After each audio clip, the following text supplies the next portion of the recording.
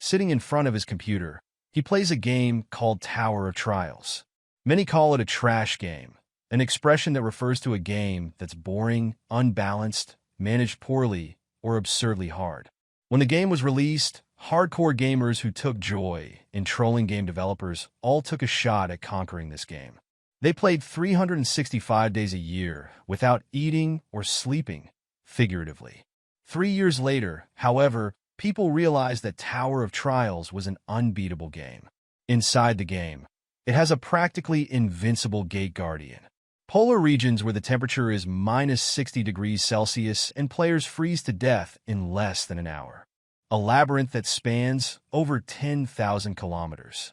This game wasn't intended for fun. It was designed to torture the people who play it. Not long after, the game crashed and burned.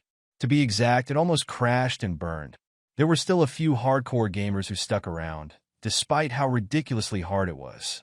One of them is this player, who after 11 long years, barely able to be the one to be first in clearing the Tower of Trials. He found a sense of accomplishment in finding original ways to clear the tower and repeating the stages over and over again until he memorized every aspect. Who would have thought that he would actually clear the last floor? Thinking to himself, he wonders whether to stream it or simply upload it on the video platform. Suddenly, he got a notification thanking him for being a valued player in their game. The additional message says a reboot update is scheduled to take place in 12 hours and wishes him to enjoy the game after the update.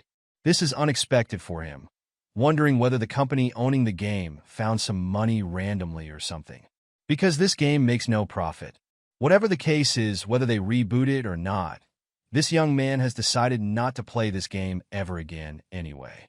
Furthermore, he plans to quit his job, which is a streamer by today. He doesn't have a family to support, but he is already 27 years old, so he can't continue to live off 500,000 a month forever. Smiling while looking out his window, he recalls the times when people used to tell him that he was good enough to become a professional fighter, but making money is more important than playing sports. Continuing his routine, he streams with mukbang content where he eats a whole lot of food and chatting, where suddenly a solemn expression came on him as he tried to speak to his audience. But he doesn't have the heart to tell them right at this moment, so he brushes it off with a joke. As he drinks in his stream, he inwardly decides to just post an announcement about him quitting tomorrow. Before long, he woke up with a massive hangover, going to upload the video of him clearing the Tower of Trials. After turning on his computer and going to the website, he surprisingly found a video that shows the Tower of Trials appeared in real life. With every second of the video being played, confusion filled his head more and more, wondering how is this happening, while he knows well that this is the time for the second opening sequence of Tower of Trials after the update.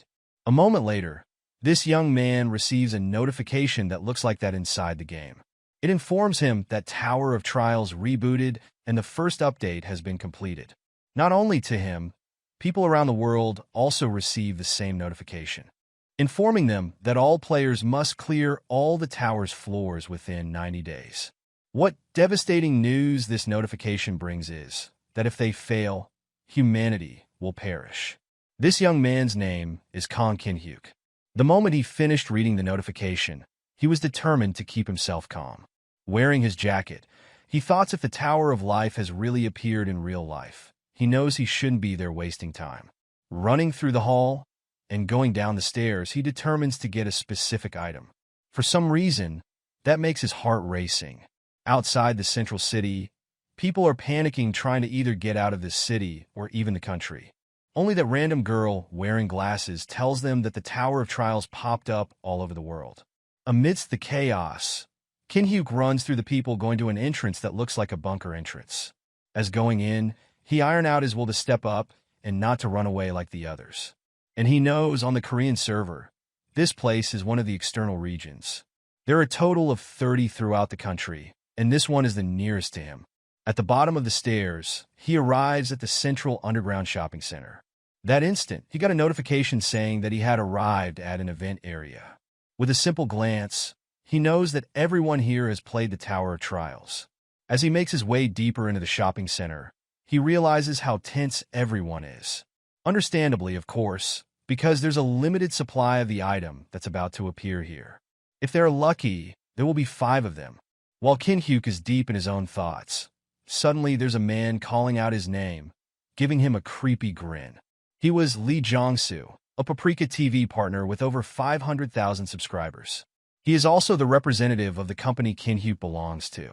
So he asks this wuss whether he should be here since he is supposed to be streaming right now, only for Jong-soo to brush him off, telling him how can he be streaming in these circumstances.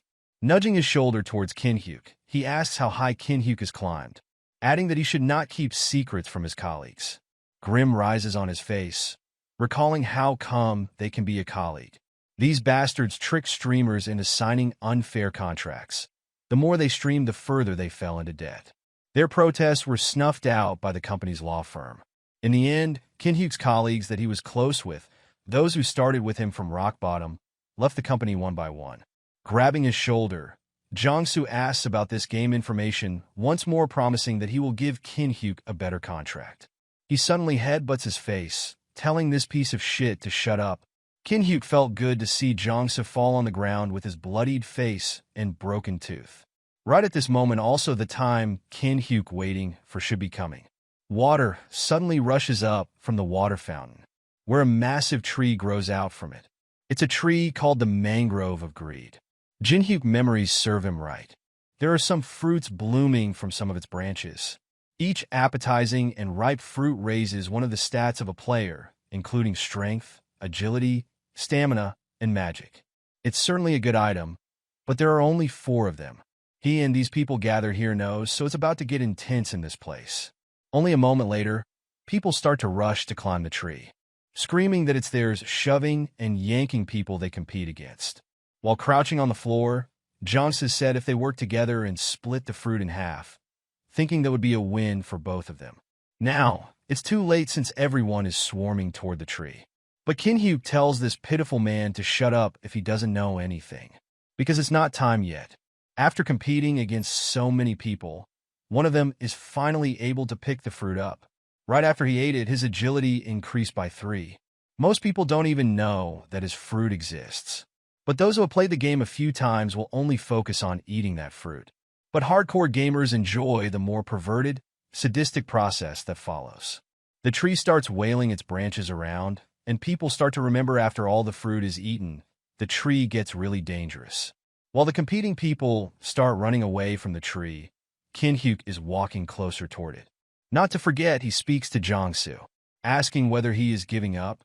Obviously, he refuses to die here for no reason.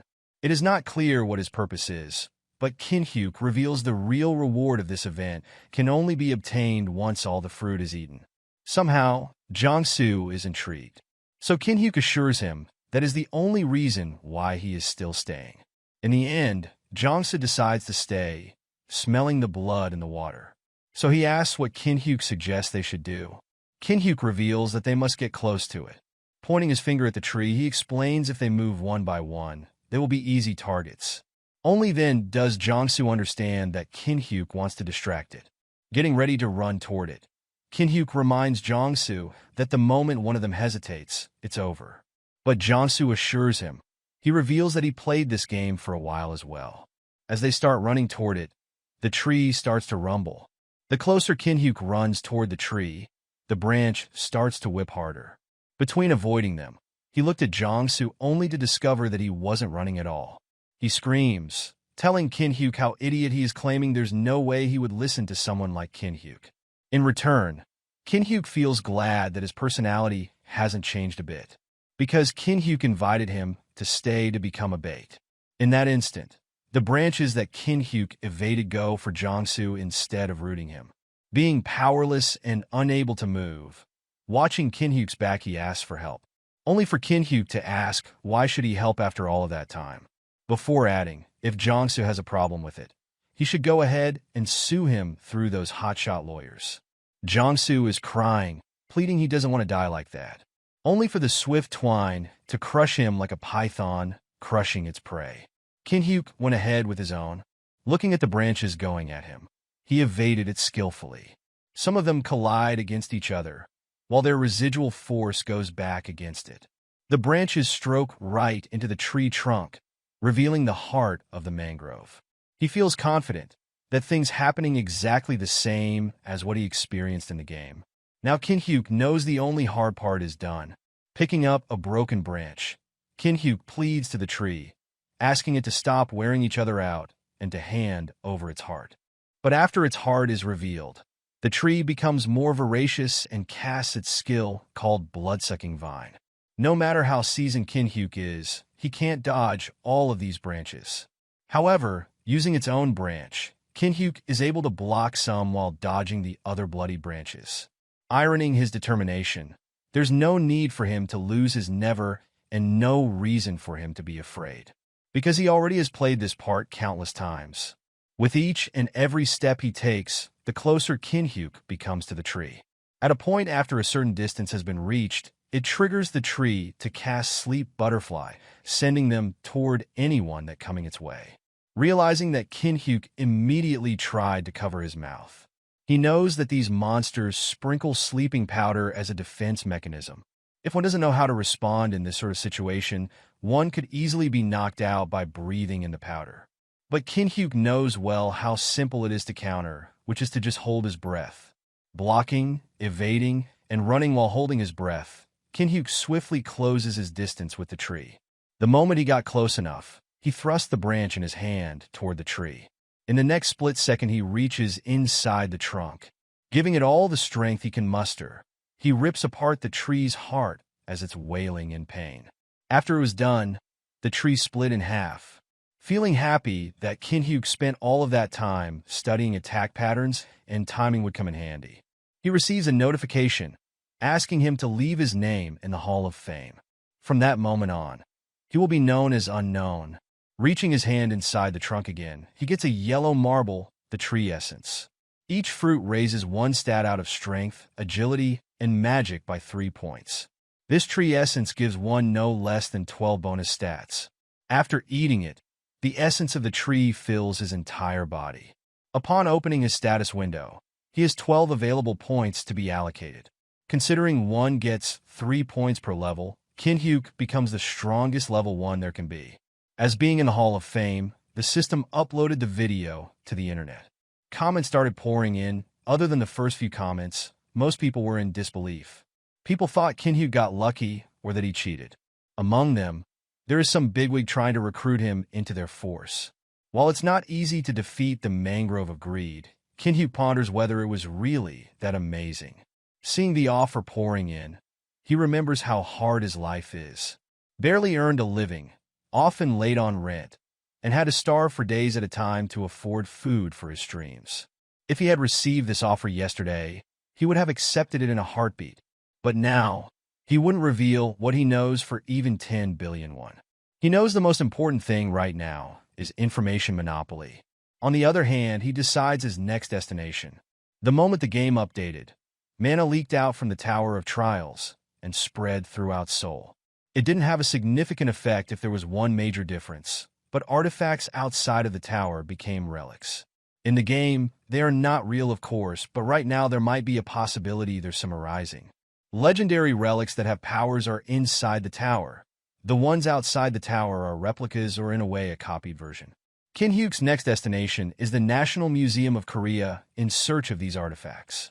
This place has countless artifacts, making it a treasure chest of sort. The problem is that Jinhyeok won't be the only one searching for replicas. Unlike the Mangrove of Greed, which appeared in 7 locations around Seoul, there's only one National Museum of Korea. He knows well, people from all over the country will come in search of these relics, and there will definitely be seasoned players among them.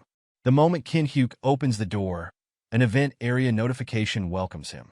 Not only that, a spine-chilling and desolate air welcomes him. It's not what he thought, thinking that no one is there yet. But a burnt, crispy corpse welcomed him as he went it. Marking the battle for these relics has already begun. The moment all those towers appear in this world, Jinhyeok knows all people will change with them. But the gap between expectations and reality is wider than he initially thought. He also knows that most people here are aiming for one particular relic. The Great Map. This ancient magical map contains information about the Tower of Trials. It gives information about where the labyrinths and ruins are, and what kind of items and monsters there are. Even though it only covers up to the 10th floor, it's enough to light the hearts of people ablaze. On the upper floor, people are breaking the containers for those relics, fighting all over for them. Suddenly, someone flares up, screaming to the people to freeze. At that moment, people stop fighting immediately. A muscular man with a tattoo on his neck tells them that he will kill anyone that moves. A few people voice their minds, saying what a load of crap that is, while one claims that no one here is afraid of him. Pointing a hammer in his hand, he threatens the muscular man that if he even moves as much as a muscle, he will crack his skull open. The muscular man bumps his fists together, saying that isn't enough with words alone. Suddenly his hand swelled up as it changed into a stone arm. People then realize that this man already picked up a unique ability as he claims the map is his and tells the others to step aside. At that moment, a fragile old man called him out, saying he can't agree with what the man is claiming. The man asks whether the old man is insane, but he simply scolds him, introducing himself as Min Jongwoo, adding that it means to be kind and friendly. The muscular man shouts, telling Jongwoo to get lost if he doesn't want his neck snapped. Jongwoo calmly replies how foul his mouth is before he twirls around his finger. As bloodthirst appears on Jongwoo's face, he wonders which one is faster. Whether he can snap the neck of this old man or the muscular man becomes a lump of coal. Suddenly a speck of fire appears on Jongwoo's finger. He casts it toward the muscular man, while he is still surprised that the fragile old man can cast magic, setting him ablaze. In an instant, his hand is disintegrated while his whole body is burnt. Jongwoo calmly walks past him as he says that his tongue is his ruin. Following him is a high schooler lady feeling glad that she is on his side. While walking, Jongwoo asks whether she already secured the item and asks her to wrap things up there when she is. She keeps following his steps before putting down an Egyptian statue on the floor. Right after, she casts her magic as she claims that he will take care of anyone who gets in their way. Suddenly, a shadow creature arose from the statue, and golden lines appeared along his body, resembling Anubis. As he points his spear toward the people around, the young lady commands him to kill anyone who dares to move in his presence. Before grinning sweetly, she tells them all to play nice. The people feel afraid looking at the creature and saying in their minds how many experienced players appeared before dropping the weapon in their hand to the ground. The young lady cheers happily for their compliance. But right after, suddenly a man walks in. Crackling noise accompanies his every step, ignoring practically every single person in the museum looking for something. As he is walking, he mumbles how much of a mess they made this place to be, scolding them for not respecting historical artifacts before stopping on random parchment on the floor. After Jinhyeok picks it up, he brushes it off from the dust and feels glad that it didn't rip from all the fighting earlier. That angers the young lady, so she warns what she knows as the fearless young man that she is not joking. That instant, she commands the shadow creature to kill Jinhyeok. The all of his strength, the shadow creature throws his spear toward Jinhyeok. Without missing a beat, Jinhyeok deflects the spear, making it land on the floor. The fact that Jinhyeok didn't dodge and deflect the spear is baffling to the people around the museum. Their reaction is understandable considering they can't see Jinhyeok's stats at the moment. Right after, he asks the young lady what she is going to do since his puppy's only weapon is gone now. So she hurriedly rummaged through her bag and took out a bunch of new miniature statues. She then furiously summons 4 other shadow creatures. Jinhyeok is intrigued with that when at the same time a notification appears saying the replica relic of the incarnation of Anubis has awakened. The young lady is still extremely angry, asking whether Jinhyeok would like what he sees, thinking that her summons is able to wipe that smug from his face. Jinhyeok calmly praises her, while thinking that seeing as how she is able to activate all 5 of them at the same time can only mean she is not an average player. The same goes for the old man who uses magic earlier, indicating there are far more experienced players than Jinhyeok initially thought of. He continues to ridicule her, saying how mediocre she is even after being able to show such ability. She bicker back, telling him how full of crap he is. So Jinhyeok thinks that she should give her a proper demonstration. That instant, he put up the parchment earlier to the air and do something with it. It's a relic called the Pine Tree and Tiger replica painting. After being infused with magic, the ruler of the mountain appears. A mere roar from the tiger sends fear into the heart of this young lady. While patting his fur, Jinhyeok remarks how dare bunch of desert jackals to bare its teeth at the ruler of the mountain. With a wave of his hand, Jinhyeok commands the tiger to devour the enemies in front of him. Shadow Anubis with a shield decides to meet the tiger head-on. The sharp claws from the ruler went through the Shadow Anubis like mere smoke. The other Shadow Anubis went in rage, going to attack the tiger all at the same time. But like those before them, the ruler of the mountain easily defeats these desert jackals one by one. Looking at her creature being destroyed easily like that, the young lady disbelieves what had happened. She has heard there are various uses for relics, but she never heard of anything like what she witnesses right at this second. On top of that, the magical energy the tiger radiates makes her feel like her skin is being torn up. She knows well, at this moment, she can't win against this.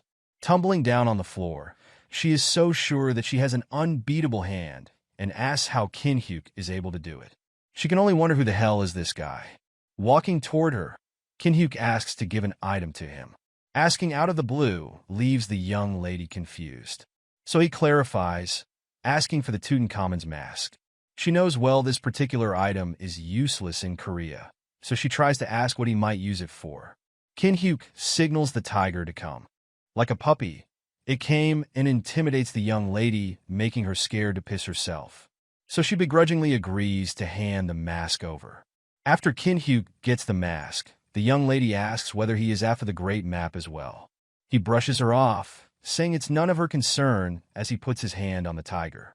Before he goes ahead on his way, going for another item, he commands the tiger to not let anyone follow him. This floor battle is decided. People will stay in their place, guarded by the ruler of the mountain, and Jinhyeok goes ahead to the next floor, going for the greatest skill in the Tower of Trials. On the third floor of the museum, the old man is nervously thinking how come this young man came all the way up there, wondering whether he is able to get past the young Miss Yuri. Looking at a particular room, Jinhyeok realizes it has a protective barrier on it. He reveals that it's a 1-star grade barrier. Jinhyeok touches the barrier, claiming he has never seen one of this kind of barrier before. Both physical and magical attacks are useless against it. At that moment, Jinhyeok touches the barrier as well, going for the spot where the flow of magic is distorted, trying to analyze it. On the center of the magic, there is Carpo written on it. Realizing what he is going against, he speaks with the old man, claiming that he knows how to disable it before putting on a condition on the deal. Jinhyeok explains that to weaken the barrier, the old man has to constantly use his flame magic on it. Once it weakens, Jinhyeok wants to go in, collect all the necessary relics, and come back out. The old man figures that Jinhyeok wants to go inside while he has to stay outside the barrier and continue to use magic. Jinhyeok explains further he can't use any powerful offensive magic spells that can continue to weaken the barrier. He knows well it's hard to believe, but that is really the only way. In return, he will give the old man the great map, because there is something else he needs inside. Getting nothing will be the worst outcome possible in this scenario, so the old man wants Jinhyeok to promise that he will do as he says. Jinhyeok assures him that he will, because he doesn't want to make an enemy of such a proficient magic user. After pondering about it, there is really no other way for the old man but to trust the young man in front of him. So the deal is made. Jinhyeok decides to trust him, and they prepare to do what they need in order to get inside the room. Once they are ready, Jinhyeok summons his fire. With everything he has got, he sets his ember ablaze and attacks the barrier. A shock wave is sent through the room once it collides with a seemingly solid barrier separating the room from the outside world. Before long, a crack starts to appear. The moment Jinhyeok is waiting for arrives, and he goes through the barrier in that instant. Reaching his limit, Jinhyeok asks Jinhyeok to hurry. While smiling nonchalantly, he sure will try. In his own way, that is. Looking around the room, it sure does not look like the lower floor, and there seems to be nobody coming in yet. Only to see that someone indeed already entered the room, taking the engraved iron sword of Qianlong. Jinhyeok remembers a certain individual he knows of took the sword and left. Jinhyeok guessed this person was the one who put the barrier up earlier, thinking that he must have slipped in and out while everyone was fighting elsewhere. Jinhyeok bets that even he doesn't know the particular item Jinhyeok is looking for. The Sangpying Tonghua, which is an old coin tied together, compared to the engraved iron sword of Qianlong, is second-rate. This is what Jinhyeok needs to complete his puzzle, to create the ultimate item he knows of. After getting everything he needs, Jinhyeok combines the ingredients, using the Persian ritual mold and Tutankhamun's mask. The notification window appears when he combines these two compatible relics. The next step he needs to do is to offer an appropriate price. That's where the Sangpying Tonghua comes in.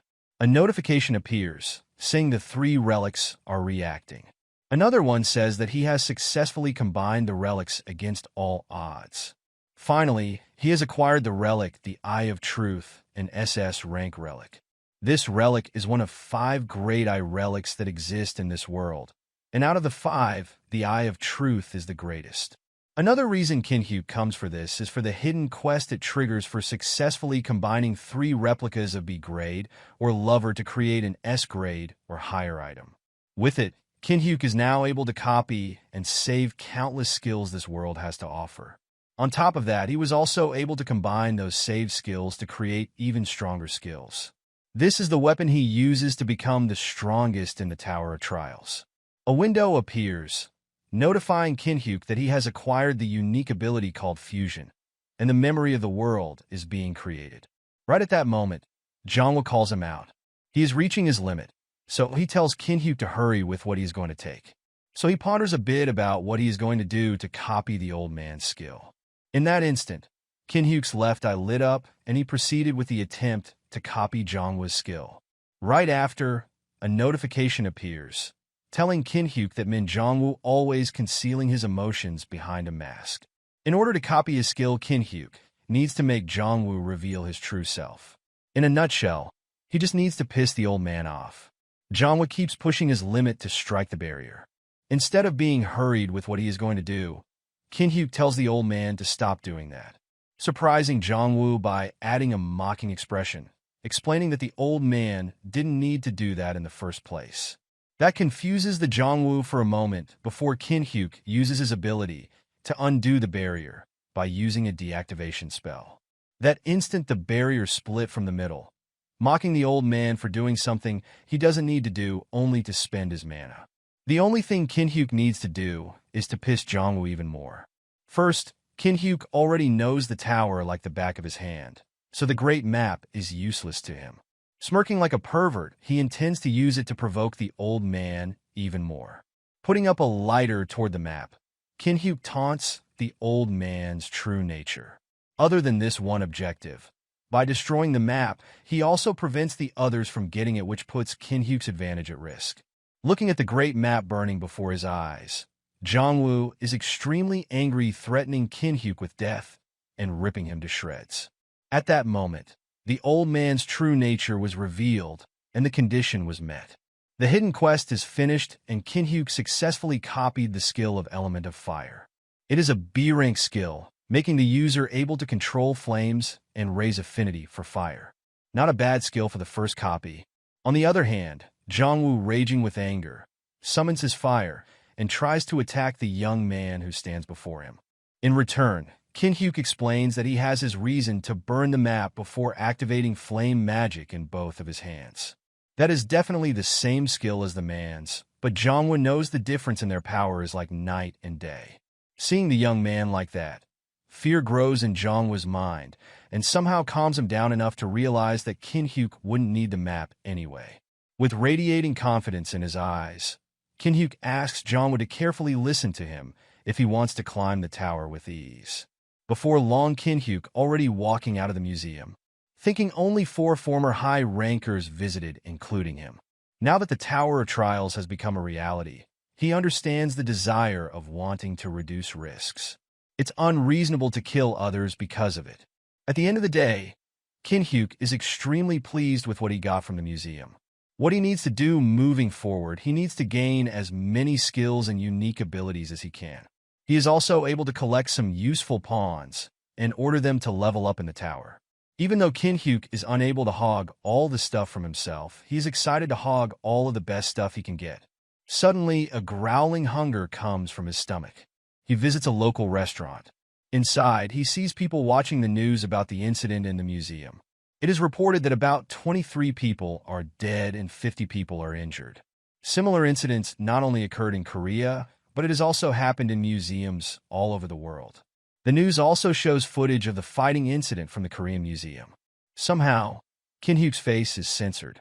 People know that he is the person who conquered the Mangrove of Greed. That brings another trouble for him. So Jinhyeok needs another way to hide his identity. The news also reveals an association of the awakened. The head of the association comes as a guest on the news.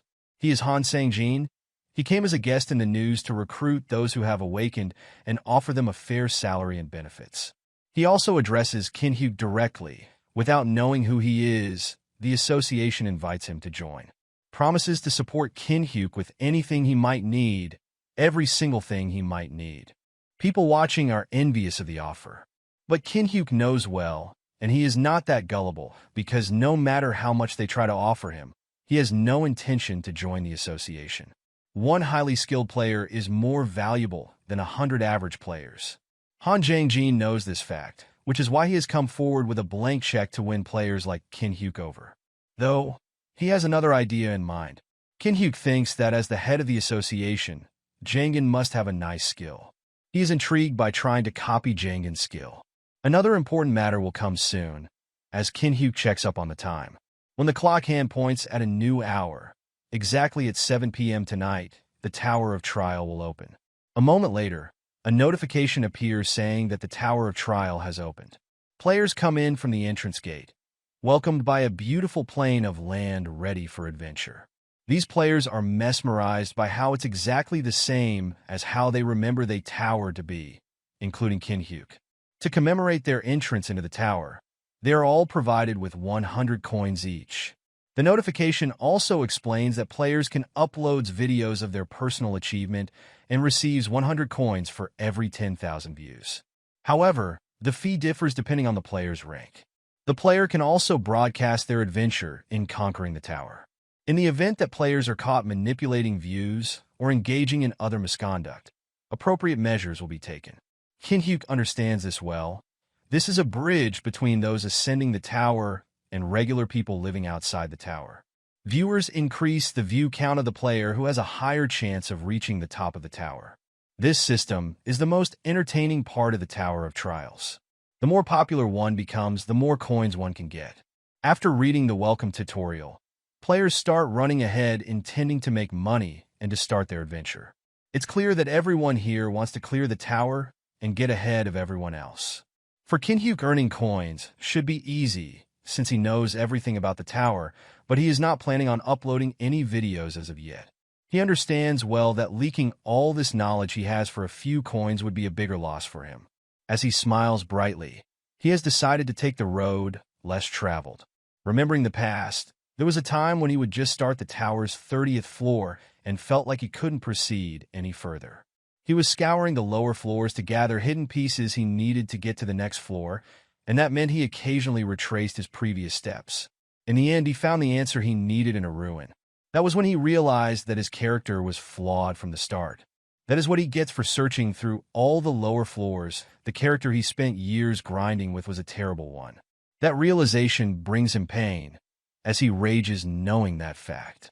In the end, he strengthens his resolve, deletes his character, and decides to start over with a promise to reach the top. Jinhyeok remembers this resolve as he arrives in front of a rank B labyrinth named Labyrinthos.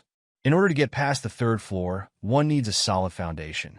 The key to building one is right before him inside Labyrinthos. It is extremely depressing to go at this all over again. While he put some pattern in order to open the gate, Jinhyeok strengthened his resolve once more. Even though he is not feeling happy about it, the nostalgic feeling this brings about is not so bad. Inside, he reminisces about how the place looks and how it smells is the same as before. Luminous moths fly around the hall, illuminating the room. A moment later, Jinhyeok was startled by the fact that people were following him inside. A young girl nicely smiles, greeting him. She confesses that they were looking for a place to farm, and the labyrinth's door was open, so they slipped in before it closed. In fact, 10 minutes before, these people are sneaking around spying on Jinhyeok. They followed him because he looked like he was onto something. They watched as he entered the labyrinth as soon as he got there, even without a gate key. The girl suggests to go after him. One of her group tries to prevent them from going in because they don't know how big and what type of labyrinth it is. Eventually, she convinces them the early game is really big if they are able to snowball, and adding the fact that one player is able to enter without a key, it must have been an easy labyrinth to clear. One of them wonders if Jinhyeok will share the item if they enter, but this brown-haired swine intends to kill him inside. That's how they decided to come in, and the skinny brown-haired swine is Park Hannah. With a single glance, Jinhyeok assumes they are trying to take advantage of him because they outnumbered him by a bunch. So Jinhyeok uses the Eye of the Truth. Upon closer look, he finds that the swine has an interesting skill called commune. This skill allows the user to easily be friendly with someone they meet for the first time. The condition to copy the skill is that Jinhyeok must spend time with her for 240 hours, and no other person is allowed to be with her besides him. It's a skill that Jinhyeok knows will help him later to deal with an annoying mobs. Definitely intriguing for him to copy it. A fodder steps forward, introducing himself as Jang Kyolsik, and reveals that he played the first floor a bit before he gave up. Another one is Lee Hyaman with the same circumstance. Jang Mina, a black-haired woman with a green jacket, has been played up to the third floor. Cheon Mingguk, a blonde man who never played. Lastly is Du Kwangwu, a black-haired man wearing glasses who also never played. On the surface, Jinhyeok welcomes them with a smile. While he understands very well that they are going to stab him in the back later, there's no need to really remember their names. Out of a sudden, Hannah grabs Jinhyeok's arms, asking how high he climbed the tower, while at the same time using her commune skill on him. That instant, Jinhyeok pushes her aside, realizing both how she uses the skill and that she tries to use it on him as he claims that he tried as high as he could. That startled Hannah for a bit because her skill should have been working, but in the end, she tries again by asking whether this labyrinth is hard and how to clear it. Looking around the labyrinth, Jinhyeok explains that this place is not hard at all. In fact, it will change shape at certain times, which confuses this party full of swine. Suddenly, just as Jinhyeok said, the whole labyrinth is shaking. Hannah is extremely perplexed because this labyrinth is only on the first floor, where suddenly a wall of stone moves towards her. That would really crush her to pieces. Unfortunately, she manages to leap aside out of the wall's way. Fortunately for Kwangwu, he closely dodged the wall from above after Kyolsik warned him about it. Once the shape stops changing, the party starts to gather their thoughts. One of the fodder can only wonder how a labyrinth like this is on the first floor. The other are Jinhyeok with Hannah, and Hyaman look pretty alright. The moment she can gather her thoughts, Hannah asks Hyaman to use her skill to locate the exit. Terror falls upon her face, revealing the fact that her skill was deactivated the moment the labyrinth changed shape. So they bicker over the fact that they are trapped in there, on top of the fact that Hyaman is unable to use her skill to look for an exit. Jinhyeok now finally realizes why they waltzed into the labyrinth so confidently, and it turns out they must have been relying on Hyaman's skill. Jinhyeok brushes his mind out of thinking about this newbie because he knows well that something dangerous will come soon. Before he could do anything else, Hannah turned to him and screamed, asking why he hadn't told them something so important before. She is mad because of the wall flying everywhere. They got scraped and banged up trying to dodge that thing because of Jinhyeok. The other also tried to blame him for keeping that information to himself, and they lost Mina because of it. Jinhyeok simply blames them for following him because he never asked them to follow them in the first place. With killing intent in his eyes, Jinhyeok emphasizes the fact that they're the ones who decided to come in here, and Jinhyeok didn't drag them here by force. Rage came over Mingguk's mind as he summons his weapon, claiming he didn't like Jinhyeok the second he saw him. As he going to attack Jinhyeok, suddenly his body flew through the room because of an attack came from an axe hit him. His party mates are shrieking in terror, looking at the brutality served in front of their eyes. Before they know what they're dealing with, a minotaur comes running toward them, so they summon each of their starting weapon. In an instant, the minotaur takes his axe and roars toward the party. Hannah is unable to move because of the fear she feels deep within her mind. On the other hand, instead of cowering in fear, Jinhyeok tells them to step aside as he dashes toward the Minotaur, leaving Hannah extremely confused with what Jinhyeok is trying to do. The moment he arrives right in front of the Minotaur, he swings his axe trying to bash him in the head. The moment the axe lands on the floor of the labyrinth, Jinhyeok is already leaping in the air, dodging the incoming attack. That is the moment that he is looking for, getting grazed by the Minotaur's attack. A notification appears, saying that Jinhyeok has acquired the hidden stat called Rift. It is a stat that reduces the level gap against significantly stronger opponents and increases the gap against weaker opponents. This is what Jinhyeok looks for. When fighting against a stronger opponent, their difference in levels can be reduced by 1 level for 3 points. After countless attempts, this was the only way Jinhyeok found for level 1 to grow stronger. He has already gone up against this guy's attacks tens of thousands of times. With every attack he dodged, his rift stats increased by 0.05, and dodging his attack patterns is like muscle memories for Jinhyeok. That's because he is a hardcore gamer. He knows well, no matter how strong his attacks are, they are useless if he can't land it. Hannah and their party now realize how stupid they are for thinking to steal from Jinhyeok after seeing him dodge the Minotaur attack with such ease. On the other hand, Jinhyeok keeps provoking the Minotaur, saying at this rate he will never be able to land a single hit, making the Minotaur roar in rage, while Jinhyeok is happily grinning as an axe goes straight for his neck. He knows well that the quickest way to get stronger is simple, which is to place a risky bet on his own life. Jinhyeok deliberately tanked this Minotaur to increase his stats. The moment the axe grazes his neck when he dodges it, his rift stat increases by 1 whole point. The higher the risk, the higher the rewards. Sacrificing a little skin for a stat point is a pretty sweet deal. Still, if his luck runs out while doing this, things could get dangerous, so Jinhyeok needs to wrap this up as soon as possible. On the other hand, the party of swine is trying to sneak out without him knowing. Hyaman puts his hand on Hannah, saying that she wants to go out of there while Hannah is trying to calm her down, saying that eventually they will come across an exit. Suddenly Jinhyeok comes out of nowhere, asking where they're trying to go. With it, he also brings the Minotaur behind him, saying they should join him for stat points. At that moment, the Minotaur swings his axe again, and this time he is going for the fodder as well. Right that instant, Jinhyeok yanks Hannah out of the way while leaving some to be butchered by the incoming attack.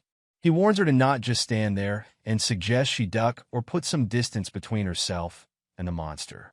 Not to forget, he also taunts the Minotaur again. Before he could do anything else, the time for the labyrinth-changing phase came. At that moment, Jinhyeok waves the Minotaur goodbye as the wall moves between them. Seeing that, with raging feelings toward that annoying puny human, the Minotaur tries to bash the wall with his axe.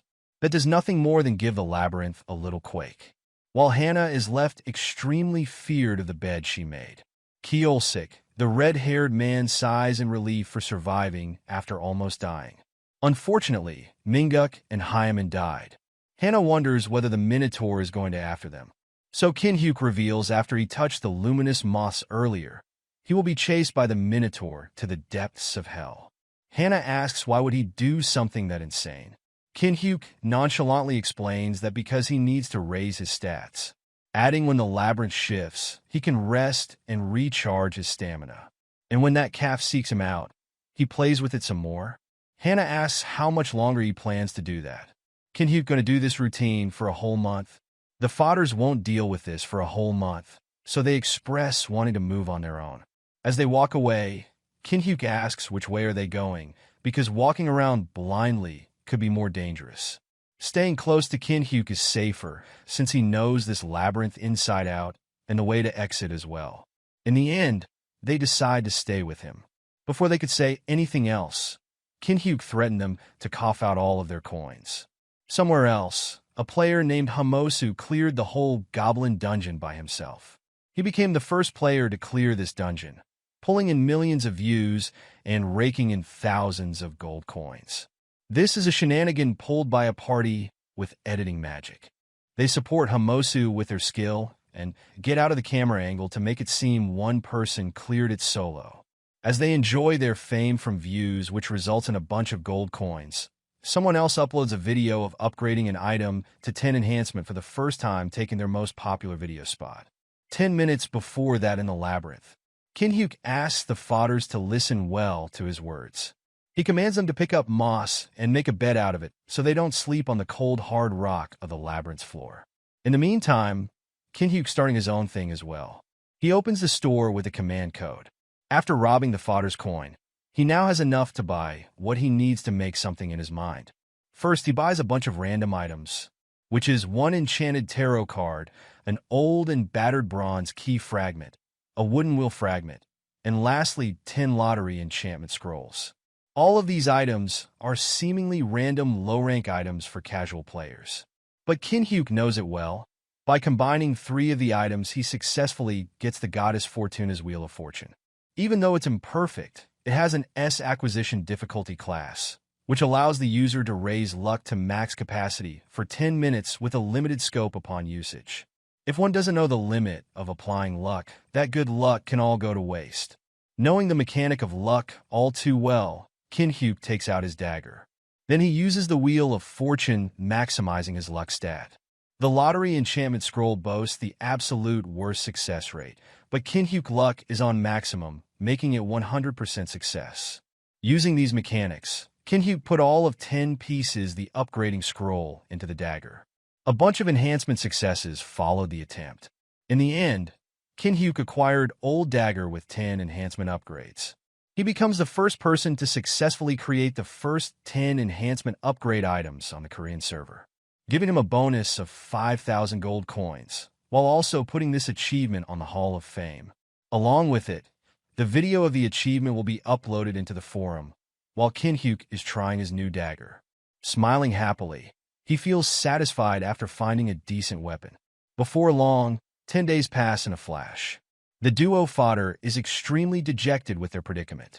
They make campfires out of twigs inside the labyrinth and sleep on beds of moss, and all they have to eat are mushrooms and moss. Both of them are miserable compared to Jinhyeok, who sleeps soundly, recovering his stamina after the whole day raising his stats.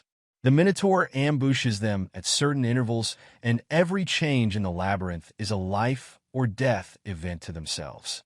While Jinhyeok took that deadly event all in stride. In the meantime, Hannah is grumbling about how her life turns out to be at this moment. She also communicates with the people she chooses to support her from outside of the tower. They are reporting that they failed to find any information about Jinhyeok. They also try to snoop around his channel only to find nothing in return. To top it all, they also find nothing regarding the labyrinth that Hannah is currently in. She can only try to put up with this for another 3 weeks.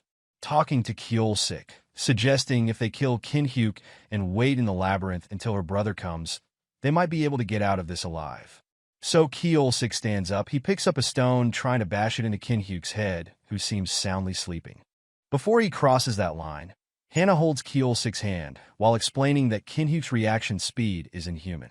Adding the fact whether they fight Jinhyeok head-on or ambush him, they have no chance of winning. She knows well that the second he is attacked, he will probably get right up and retaliate. Kiolsik asks what she is suggesting then, because they can't just sit back and let Jinhyeok use them like this. A moment later, Hannah reveals that her brother is a member of the Black Crow Guild, and he gives her something when she is in danger. She takes out a fong that contains venom. One drop of this venom is capable of sending 100 trolls to their grave. It's called a giant zucchini bee stinger. Showing her true color, she wants to kill Jinhyeok in one go so that he can't get back at them. The night finally passes and Jinhyeok wakes up in disgust to eat his breakfast. Repeatedly has to eat stir-fried moss and mushrooms every single time he eats. Hannah snipes remarks, saying there's nothing else to eat around here, and suggesting to catch a bath or moth to eat instead. In return, Jinhyeok asks her to pass the water and asks Kiolsik to give him more food. The fact that Jinhyeok acts like their boss is really getting on Hannah's nerve. They are excited the moment Jinhyeok eats the food. To their surprise, Kiolsik is throwing up his gut instead, as if his body getting corroded from the inside. Jinhyeok speaks, saying how idiot they are, and expresses his mind that he would never eat the food she gave him. He explains that he switched their plates while he distracted them. He is also going to report Hannah for secretly broadcasting to the tower system. She tries to argue, asking whether he has proof. Jinhyeok simply states the rules to her, before adding the fact in the event that players are caught, appropriate measures will be taken. He expresses how bad she is for failing to keep a straight face while streaming, and how obvious it is for him to see. The moment Jinhyeok finishes reporting her, the system immediately delivers its judgment. Hannah is confused for a moment, before noticing that all of her chat is disappearing one by one. All of the viewers engaging in her stream are getting banned from watching any video for a month. For Hannah, the player who violates the tower's rule, she will be subjected to a cruel fate as a penalty. Right after, the Minotaur appears again like a clockwork from one of the labyrinth's halls. The moment he sees them, he roars in rage and immediately charges toward them. Looking at the Minotaur, Hannah is whimpering in fear and asks Jinhyeok whether he will fight against that again. She also asks him where to go in order to survive this once more, before Jinhyeok commends how shameless Hannah is. Until the Minotaur appears, she was trying to poison him to his death, so he asks why he should help her again. Hannah keeps trying to plead for her survival because Jinhyeok keeps helping her all of this time. She cries crocodile tears, and, at the same time, the condition for Jinhyeok able to copy her skill has been met. Only after that moment comes, Jinhyeok reveals that he needs her for something all along, and now he doesn't. Knowing her skill has no effect on him, she threatens him with the fact that her brother is part of the guild Black Crow. At that instant, the Minotaur's attack landed on the floor where Jinhyeok used to stand. It sends her aside, while Jinhyeok jumps above to avoid the attack. Summoning his dagger, he wants her to watch who she should be more afraid of. That stupid black cow, something guild or Jinhyeok, is literally the top 1 player in the game. Using his dagger, Jinhyeok goes straight toward the Minotaur's head to land an attack. Unfortunately, he only manages to deal with a shallow attack. As he keeps dodging the incoming attack, he feels relieved by the fact that he is able to deal with any attack at all, and how worth it is to increase his rift stats. At this point, he knows he can't kill this Minotaur directly, but Jinhyeok decides to go for it anyway. After dodging the swing, Jinhyeok turns back to blast the Minotaur with his fire magic. At the moment it is distracted by the fire, Jinhyeok dashes toward it and slashes both of its tendons. It landed nicely, and the attack made the Minotaur unable to move for a moment. So Jinhyeok taunts it further, telling it to not move so much because if it is, it will make its meat tough. The time Jinhyeok's waiting for is finally coming. The Labyrinth Guardian, the Minotaur has activated its skill, Berserk. Its body suddenly swells up, filled with power and rage, going for the humans that infuriating him repeatedly. The moment the skill activates, it also sends a quack outward, sending fear toward anyone who dares to come against it. This skill gives the Minotaur a 30% increase in all stats, while also giving him the ability to speak. With it, he screams, pleading to tear Jinhyeok to pieces and scatter them all over the labyrinth, so he can never trespass ever again. Of course, Jinhyeok welcomes the challenges, but at the same time, he feels that his mana efficiency has increased somehow. The Minotaur swings its axe. In kind, Jinhyeok meets the incoming attack head-on instead of evading. Jinhyeok feels there is no point in dodging every attack anymore and decides to meet every attack directly. A clanking sound fills the labyrinth as Hannah watches in shock. She couldn't believe that Jinhyeok was actually able to directly deal with the Minotaur. For all she knows, even if all the Black Crow guild members here would not be able to deal with this Minotaur. On top of the fact that Jinhyeok is actually smiling in the face of such an extremely powerful boss-level monster. Despite what Hannah believes to see, Jinhyeok hasn't always been capable of this. No matter how hard he worked in real life, it felt like he was always walking in place, and he hated that. He couldn't change his reality in an instant, and that made him feel powerless. The difficulty level for both his game and real life was hellishly hard. But this world responds to him in an instant. At this point, he already has 57 points on his rift stats, and this keeps increasing with each attack they exchange. In the next trade of attacks, the Minotaur smashes the wall of the labyrinth, breaking the wall to pieces. Jinhyeok still coming at him. slashing the broken walls in his way and landing a quick succession of attacks on it. Still raging with berserk, the Minotaur goes for a jab toward Jinhyeok, who is at a standstill in the air, making him an easy target with no way of dodging. A gush of wind suddenly comes over the labyrinth. Jinhyeok lands softly on the floor while the Minotaur's hand stops midair and fails to reach Jinhyeok. Jinhyeok stands right to its face, knowing its berserk duration is over. The Minotaur's consciousness fades with the intelligence as its skill is over. Berserk enables 5 minutes of super strength, but when it's over, the user falls asleep for 24 hours as a penalty. Looking at his rift stats point, Jinhyeok happily grinning that now he bridge up to 19 levels. There are about 20 days left. If he maintains this pace, he should be able to meet his goal of 100 points.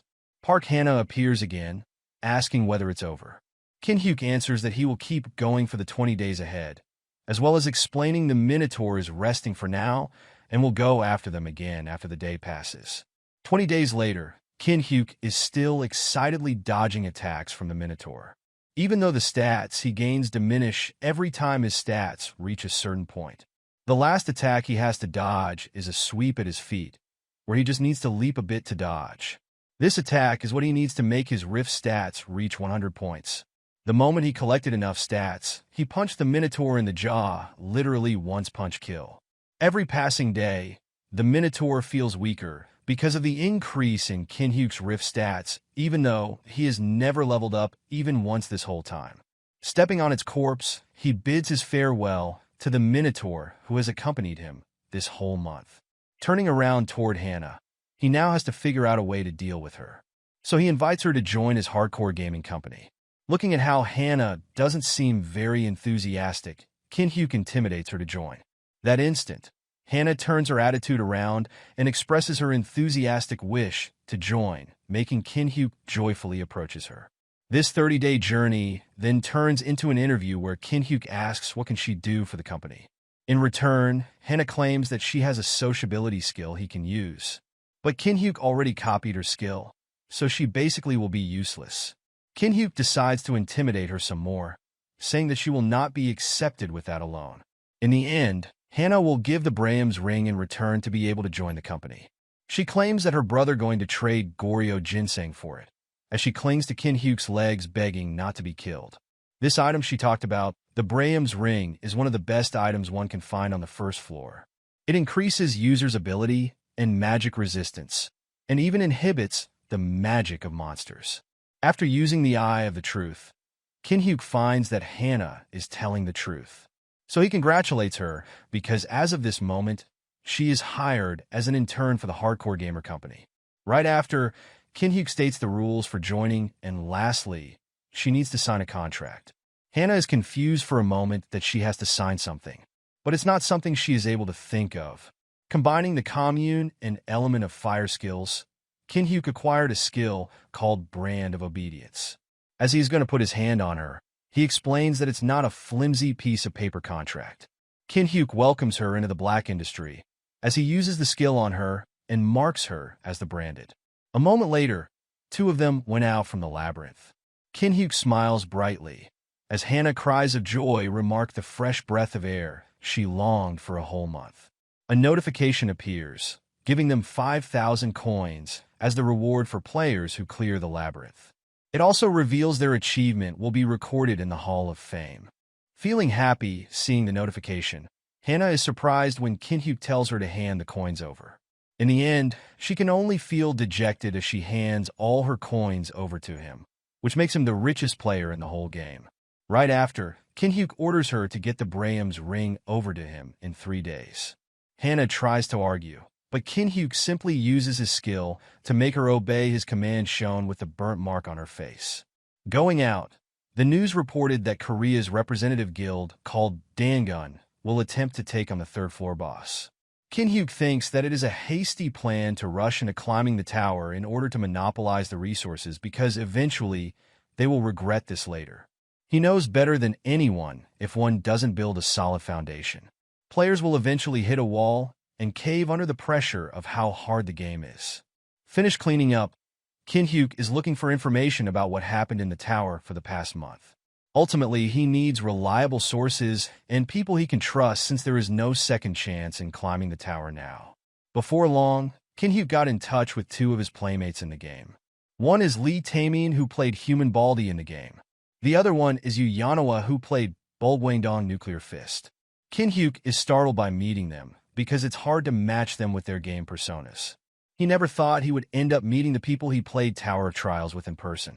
Activating the Eye of Truth, he finds that Taemin obtained Mechanical King again, as he also obtained it in the game. It is a unique ability, especially useful in large-scale battles which, besides draining the user's mana, doesn't have a single downside. On the other hand, looking at Yanhwa, obtained the Earthquake Taekwondo, a unique ability designed for close proximity tanking and damage dealing. The copy condition of that unique skill is to reach the 20th floor together. As Jinhyeok is thinking to himself, Taemin shifts the conversation towards Jinhyeok, reminding him it's his turn. Blushed red with embarrassment, he tells them that his username is Poopy Fart in the game, before telling them that he used to be a streamer on Paprika TV.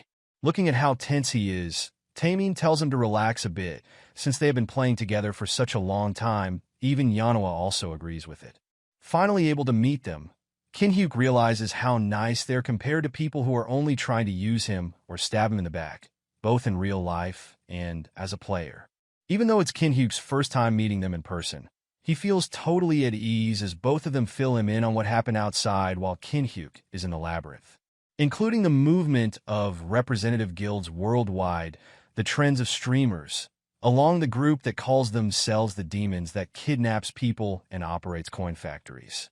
Before long, Taemin reveals that Jinhyeok might need to take the test since he was away for a month. As they go on their way, Taemin explains that people started to flock toward the Tower of Trials ever since it appeared, but the amount of casualties skyrocketed on the second floor. Now, only those who pass the Association of the Awakens test can go up. Yanhwa adds that once he passes, they will give him a barcode as she shows hers to him. Remembering the head of the association, Jinhyeok knows the reason behind this test is to bring skilled players out of hiding and recruit them. Smiling wickedly, Jinhyeok is excited to take advantage of the pathetic system the association has created. Ever since the establishment of the Association of the Awakened, the player who scores lower than F rank is deprived of their right to go to the second floor. On the other hand, those who score high immediately receive offers from the government and high-ranking guilds. Therefore, only 3 types of people gather on the testing side. Those who desperately hope for the chance to ascend the Tower of Trials. Those who judge whether or not someone is qualified to ascend the tower. And those who want to show off how qualified they are to the world. Among them is Park Ha-jin, who brings Hannah, known to the outside world as the survivor of the labyrinth, to take the test. He is the rising star of Guild Black Crow. Behind them is another big deal, Kim Ki-tae of Guild Warriors. He is pissed by the fact of how many people gather on the testing site. While Ha-jin suggests it might be because people are hoping to strike gold, Ki-tae doesn't have the patience to wait for all of these. So he orders Ha-jin to clear them up since he is here because of Ha-jin's sister. Both the Park brother and sister can only nod nervously. Right after, people from their side start pushing people aside, telling them that a VIP trying to pass through. If they don't get beaten up, they have to move and give way. Until one of these ignorant henchmen screamed toward Jinhyeok, telling him to move aside. Of course, he refuses, while both Taemin and Yanhwa are nervous because both of them know who they are. In the end, Ha-jin shoves the henchman aside, jabbing his finger toward Jinhyeok and telling him it's not too late to move aside if he doesn't want to get beaten to a pulp. People can only wonder who the man who dared to stand up against Park Ha-jin is, while Jinhyeok suspects he might be Hannah's sister. Activating his Eye of the Truth, Jinhyeok finds that Ha-jin has a unique ability. The copy condition is either to reach maximum friendliness or maximum hostility. Excitement fills Jinhyeok's eyes knowing that while Ha-jin keeps poking and jabbing his finger at Jinhyeok. Finally able to catch up a little, Hannah is shocked to see who his brother is messing up with. Jinhyeok grins happily, grabs Ha-jin's finger, and snaps it like a twig, making Ha-jin scream like a little girl. A moment later, Jinhyeok is leisurely drinking a bottle of water while Ha-jin is extremely worked up and frantically fixes his finger. Right after, he summons his dagger, going for an attack attempt toward Jinhyeok. People watching are in panic and fear of being swept in the fight. In return, Jinhyeok throws the water toward Hajin, making him miss the attack. In that instant, Jinhyeok gave him a tackle, making him fall ridiculously on the ground. Because of how fast Jinhyeok's counter is, people fail to see that and suspect Hajin is tripping and falling on his own. While Hana is quailing in fear of seeing his brother has no chance against Jinhyeok. Before long, Kitai steps up telling him to stop. The moment Jinhyeok sees him, he activates his Eye of the Truth, but to his surprise, a warning notification welcomes him. Jinhyeok's skill has been cancelled because the level difference has exceeded a certain amount, implying that Kitai is over level 20. Without showing any fear, Jinhyeok remarks on how he doesn't know that Hajin has a babysitter. Kitai claims that he can't help it since Hajin has his uses. Jinhyeok immediately assumes it was about the Goryeo ginseng Hajin supplies to China. That surprised Kitai by the fact that Jinhyeok, who hadn't even done his test, yet able to know such information. But Jinhyeok immediately brushes it off, asking whether he knows how to deal with the side effect of Goryeo ginseng. The moment Jinhyeok finishes his word, Kitai deploys his skill, called Blackout Barrier, in an instant. Taemin tries to run over in an attempt to help Jinhyeok, but the barrier finished being deployed, separating both Jinhyeok and Taemin from the outside world. After talking for a bit, Jinhyeok wants 10 of Warrior's Guild exclusive dungeons for the information. Goryeo ginseng is an edible item that's said to be excellent for recovering stamina and mana. However, there is a side effect that if taken raw, symptoms of mana poisoning occur. Jinhyeok knows this fact that these side effects are putting the Warriors members through hell. He explains they can easily take care of that with 3 items: Karashin Juice, Moonstone, and most importantly, Mandrake Root. Jinhyeok knows that not a lot of people know where to find Mandrake Root, so he will trade this information with the exclusive dungeon rights. Kitai can only stand still in his place. Each and every word Jinhyeok says is accurate with the Warriors' research and explore teams, leaving him with wonders of who Jinhyeok really is. Summoning his dagger, Kitai agrees with their deal as he threatens Jinhyeok that if he ever plays a game with the Warriors, things won't be pretty. Summoning his dagger in kind, Jinhyeok says that Kitai might have misunderstood something here. The one who's making offers and giving a chance here is Jinhyeok, showing off his upgraded dagger as his credential of who he is. Outside the barrier, Taemin and Yanhwa are fighting with the henchmen. Yanhwa looks visibly angry and full of killing intent toward everyone who dares to come close. Before long, the barrier is dispersing, revealing Kitai and Jinhyeok are done with their business. Taemin and Yanhwa know Jinhyeok got dragged against his will, so they just need him to say the word, and they will kick all of their asses. Jinhyeok tells them that it's fine, because Kitai turns out to be more reasonable than he initially thought. On the other hand, Hajin is throwing a tantrum toward Kitai for letting them go just like that. He pleads he will get him down if he gets another chance to fight Jinhyeok again. In return, Kitai grabs Hajin's neck and lifts him in the air as he is saying that Hajin is no match for Jinhyeok before threatening him to not act on his own ever again. As Hajin gasping for air, he wonders who Jinhyeok is. In the end, Hajin can only seize in anger toward Jinhyeok for embarrassing him, and that lit a fire of extreme vengeance in his mind. On the other hand, this instance triggers the copy condition to be satisfied. So Jinhyeok has successfully copied the skill called shallow breathing that allows him to control a target's breathing and heart rate. Now, what's left for Jinhyeok is to take the thing they call the test. Right after entering the facility, Jinhyeok is happy to see that in turn, Park Hana takes up first place in the ranking in today's test. Before long, it's Jinhyeok's turns. The test is simply to strike the magic crystal. The facility staff explains it doesn't matter what items or unique abilities he has, they're just measuring his potential when he strikes the crystal. Summoning his dagger, Jinhyeok walks up toward the biggest crystal he can see. The staff tries to hold him up, saying he should take the beginner crystal, because for all he knows, there's no way an average person could damage an intermediate crystal or higher. At that moment, Jinhyeok put all the strength he could muster into his dagger. Putting all of the rift stats on maximum effect, he cleanly strikes the crystal in half. The staff is surprised to see someone is actually capable of slicing a magic crystal in half, because most people he saw are disqualified because they don't have enough mana required. In the end, Jinhyeok got a whooping 20,000 points with an S-grade rank. The staff hurriedly tries to report it to his higher-ups before Jinhyeok stops him. He asks the staff to hold the report for a week for a personal reason. The man tries to refuse his request, so Jinhyeok intimidates him by saying that he can easily deal with this lowly staff. And in the end, he agrees to hold the information off. Outside the facility, Jinhyeok meets Hannah, where she gives the ring she promised to him. Jinhyeok praises her for doing what she said she would, as he teases her, making the curse on her face flare up in red.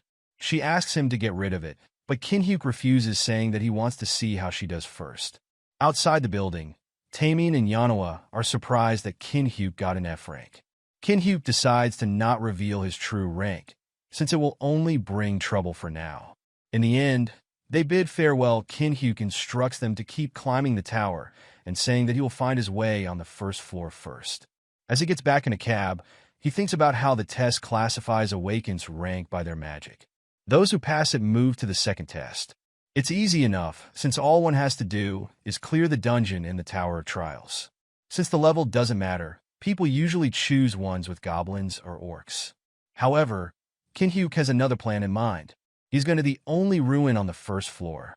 It's a place that not a single person has been able to clear since the Tower of Trials first came out 11 years ago. Disguising himself as a porter, Jinhyeok goes to the corridor of the corrupt. Jinhyeok makes his way toward his next objective. He can't go to these ruins on the first floor as an F rank awakened. Even if he can force his way in, the guild that controls the ruins wouldn't leave him be. Which is why the only way he can enter one of these ruins is as a porter. Along the way, Jinhyeok converses with another porter, claiming he needs to maintain his lifestyle, and the only way to do that is to join the hunt. The man also shows a picture of his family he needs to provide. In return, Jinhyeok thinks this man will likely end up dying inside the ruin. Before long, the porters arrive first at the site of the ruin's entrance, when suddenly, Jinhyeok receives a loot box, a special reward for being the first person to conquer the tower.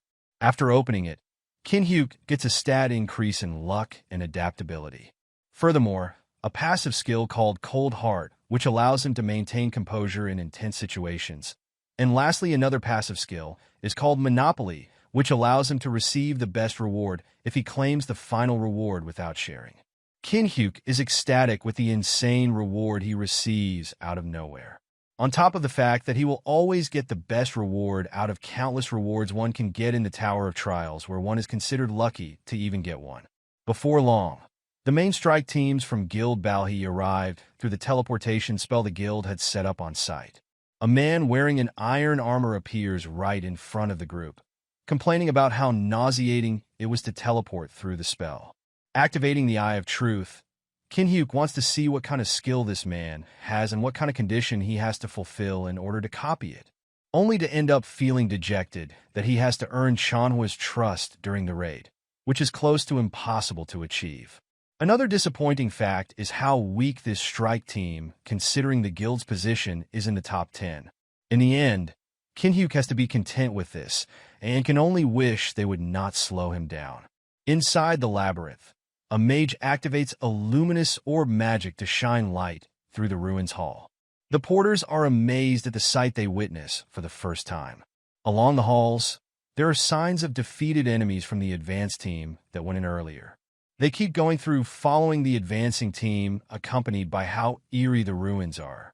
Before long, they're able to meet up with the strike team. Seeing how they are all fine, Jinhyeok finds it weird since the leader of the strike team is extremely weak for this ruin. Before the other porter smacks him, telling him to distribute some water toward them. Only then does Jinhyeok remember that he is a porter for this raid. That's when he finds out there is another group who had already gone to the ruin before he arrived. They are the party of foreigners, wearing symbols that Jinhyeok recognizes. A group of elites, Guild Zion. Looking around, Jinhyeok sees a person with a small build among these parties intending to make some friends. With a glass of ice water, he offers it to this person, while also using his commune, making it easier for Jinhyeok to befriend anyone.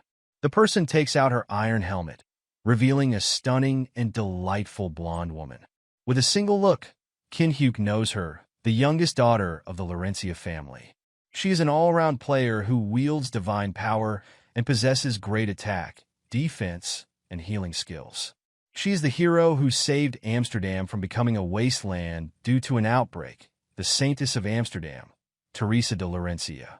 Only then did Jinhyeok realize why no severe injuries had been done to the advancing parties. Feeling extremely pleased with the ice water, Jinhyeok uses the Eye of Truth on the goofball waifu, only to receive the warning notification back. Fortunately, his luck and adaptability stats have canceled out the level difference, which allows Jinhyeok to see her information window in an attempt to copy her skill. After seeing how high her stats are, Jinhyeok has to rescue her from a life-threatening situation. She is the top 100 player, which makes people go wild over her and ultimately makes her famous. Not only that, she thanks him for the water, showing how kind of a person she is. On the other hand, Jinhyeok feels the need to be the one thanking her in the attempt to copy the blessing of the stars, the unique ability that is considered the best among holy knights. The problem is, how will Jinhyeok fulfill the copy condition, making him think of the need to stage the dangerous situation for her? Suddenly, Manhwa is running being called toward the front of the Guardian Chamber. He finds the party who were guarding the chamber to be taken out, and the trigger for Guardian of the Ruins is triggered. Manhwa is panicking over the fact that someone knocks the whole party to trigger this predicament. In the end, he knows that with the parties inside the ruins, at least half of them will be dead because of how strong the Guardian is. Somehow, Manhwa refuses to give this up after all the efforts he put through to become the leader of the strike team. So he decides to go ahead with his party. His teammates are against this plan because they know they don't have the firepower to deal with the Guardians without casualties. Furiously sweating, Manhwa promises will take all the responsibility and asks them to follow his command. He feels confident they are able to deal with the Guardian because they have Teresa. Somewhere else in the ruin, a resting party notices the Guardians have awakened. A brown-haired snot believes that a major guild like Balhi would never move forward without a plan. This is a party of solo players who join the raid within Balhi Command. A blonde archer expresses his excitement about joining this raid of a major guild when something creeps up behind him. It's a massive hand that crushes him, sending a shock to the party of solo players. That instant, the party gather around in the middle of the hall.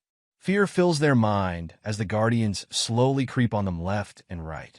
At the front, where the main strike is, Manhwa frantically commands the support party of the raid to fall back and for the others to prepare for battle.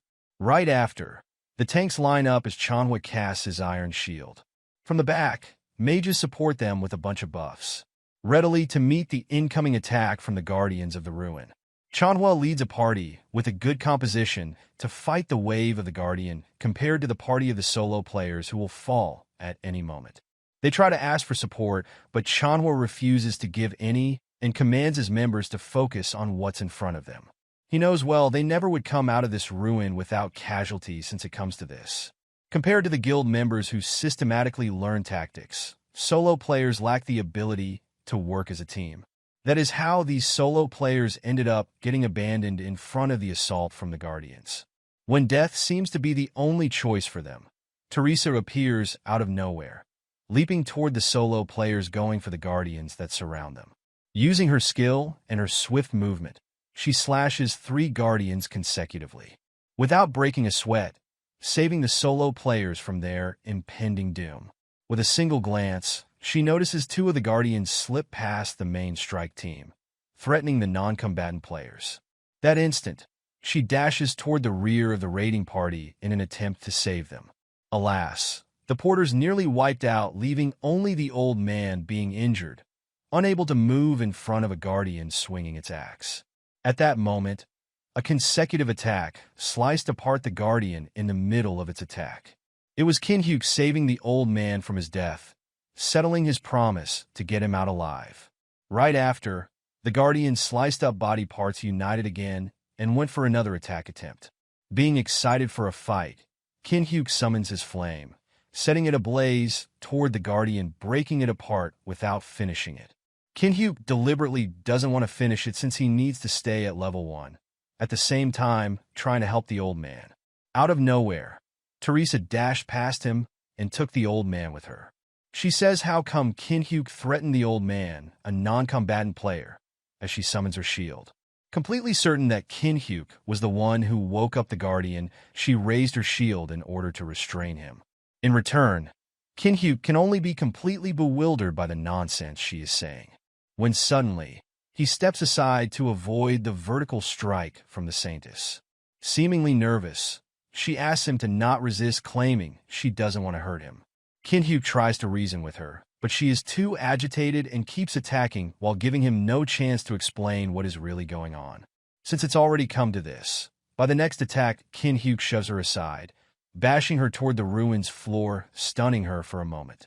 The moment she opens her eyes, a shard dagger meets her face, as Jinhyeok explains if he was the one who awakened the Guardians, she would be dead right now.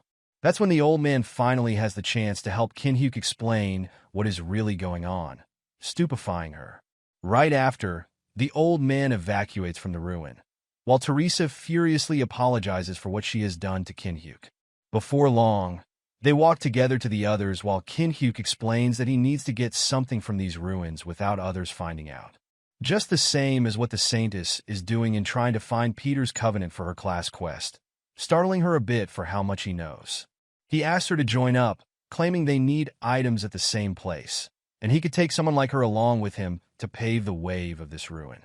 Hearing that she is going forward separately, Manhwa is extremely against it since he knows that she is the strongest player there. As a team leader, Teresa has as much authority as Manhwa until the boss battles and keeps insisting on going. He sweats nervously, looking at how unhinged Teresa is with her plan. So they work out a plan for how they are going forward afterward and decide to meet before the main party reaches the point that hasn't been mapped out. Before she goes, she asks for a porter to support her from the rear, and Manhwa grudgingly agrees to whatever she wants to do. The porters know that this shining knight, the crazy Saintess whatever, is going for a path to hell, making them don't want to be dragged off. Jinhyeok proposes to support her, just for the sake of it. But the others are panicking, saying no matter how pretty she is, he should not give up his life for her. In an attempt to convince them, Jinhyeok declares his spirit, telling them this is the moment he must burn for the one he loves, showing how unhinged his spirit is, just the same as Teresa's. So they depart on their journey of love, accompanied by the prayers of the porters, while Jinhyeok feels extremely exhausted and annoyed with how dense Teresa seems to be. Before long, they arrive at the ballroom filled with zombie and skeleton mobs. In the middle, there is a sarcophagus confined within a red barrier. Teresa knows that the Peter's covenant she is looking for is inside this sarcophagus as she tells Jinhyeok this information. In return, he asks whether she knows how to disable it, which she also knows. When suddenly, a warning notification appears before them. It informs them the master of the corridor of the corrupt is watching them. Jinhyeok suspects this is an indirect message from the boss monster that has never shown any interest in players before. Asking about it, Teresa wonders whether he also received the notification, which he is. So she asks if it means the boss has acknowledged them. Unexpectedly, Jinhyeok shows groundless confidence as he expresses that the boss has acknowledged him, not both of them. Since it comes to this, Teresa wants him to help with her quest since Jinhyeok claims that he knows this game inside out. A moment later, she jumps toward the mob. The mindless skeleton and zombie monsters immediately aggro toward her as she lands in the middle of them. The goofball waifu turns her battle face on as she activates her battle song skill. Before she went down, she remembered that Jinhyeok had explained what she needed to do. To put it simply, she only needs to tank and distract all the mobs so he can sneak toward the sarcophagus. As long as Teresa can emit divine power, this mob will keep losing their mind and go for her. With that in mind, she uses divinity reinforcement, setting her aura ablaze with divine power. Right after, she went on a rampage. With every swing of her sword, a wave of divinity accompanied her sword, killing every monster in its path. The light shines through the whole ballroom, making every single monster that can feel the radiating goofball waifu thirsty for blood. On the other hand, Jinhyeok makes his way toward the sarcophagus by stepping on the head of the monsters. Since most of them are going for Teresa, it reduces the risk for Jinhyeok to level up. Out of a sudden, a bolt of dark lightning comes for him. As it hits, breaking the floor apart. Shielding himself with the power of flame, he sees that the hidden dead of the ruins, Elite Lich, has appeared. Another sudden attack comes for him. It's from the Durahan, a monster that looks like a regular guardian with a massive increase in power. It's not supposed to appear here, but Jinhyeok knows it probably because the changes in difficulty have been made because he brought Teresa with him. In the end, it wasn't something he couldn't handle anyway. Running and kiting them around, he uses the dark lighting summoned by the Elite Lich to strike the Durahan that chase him. Even the most seasoned players could die if this lightning struck them, hence this attack easily killed the Durahan. Before long, the Lich conjures its lightning magic, targeting Jinhyeok once more. That instant, he keeps running toward the sarcophagus.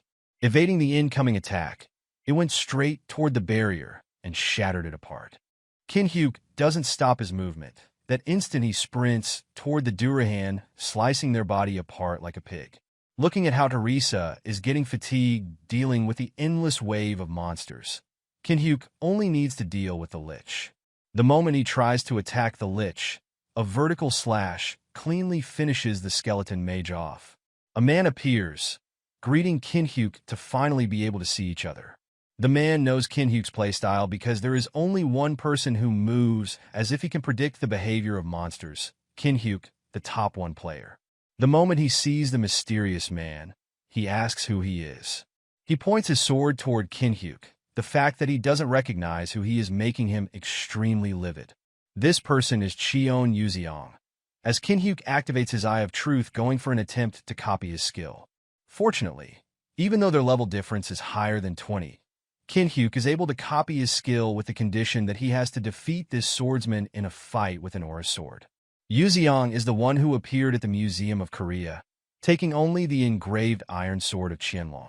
Back when the Tower of Trials was a virtual game, there was someone who, after losing to Jinhyeok once, repeatedly challenged him. No matter where he was or what he was doing, this person was obsessed with looking and acting like a warrior. That is why Jinhyeok knows this person as the Psycho Stalker.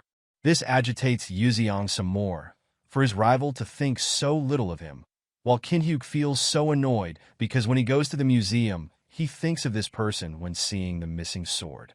Now that they both are starting from zero, Yuzeong challenges him, once more claiming that this time he will definitely defeat him. Jinhyeok asks whether he really is sure of what he is doing right here. Right now, because his waifu is coming in full speed. Yuzeong knows how annoying the Saintess is, as she keeps sprinting without stopping for anything towards him. Doesn't want to deal with her.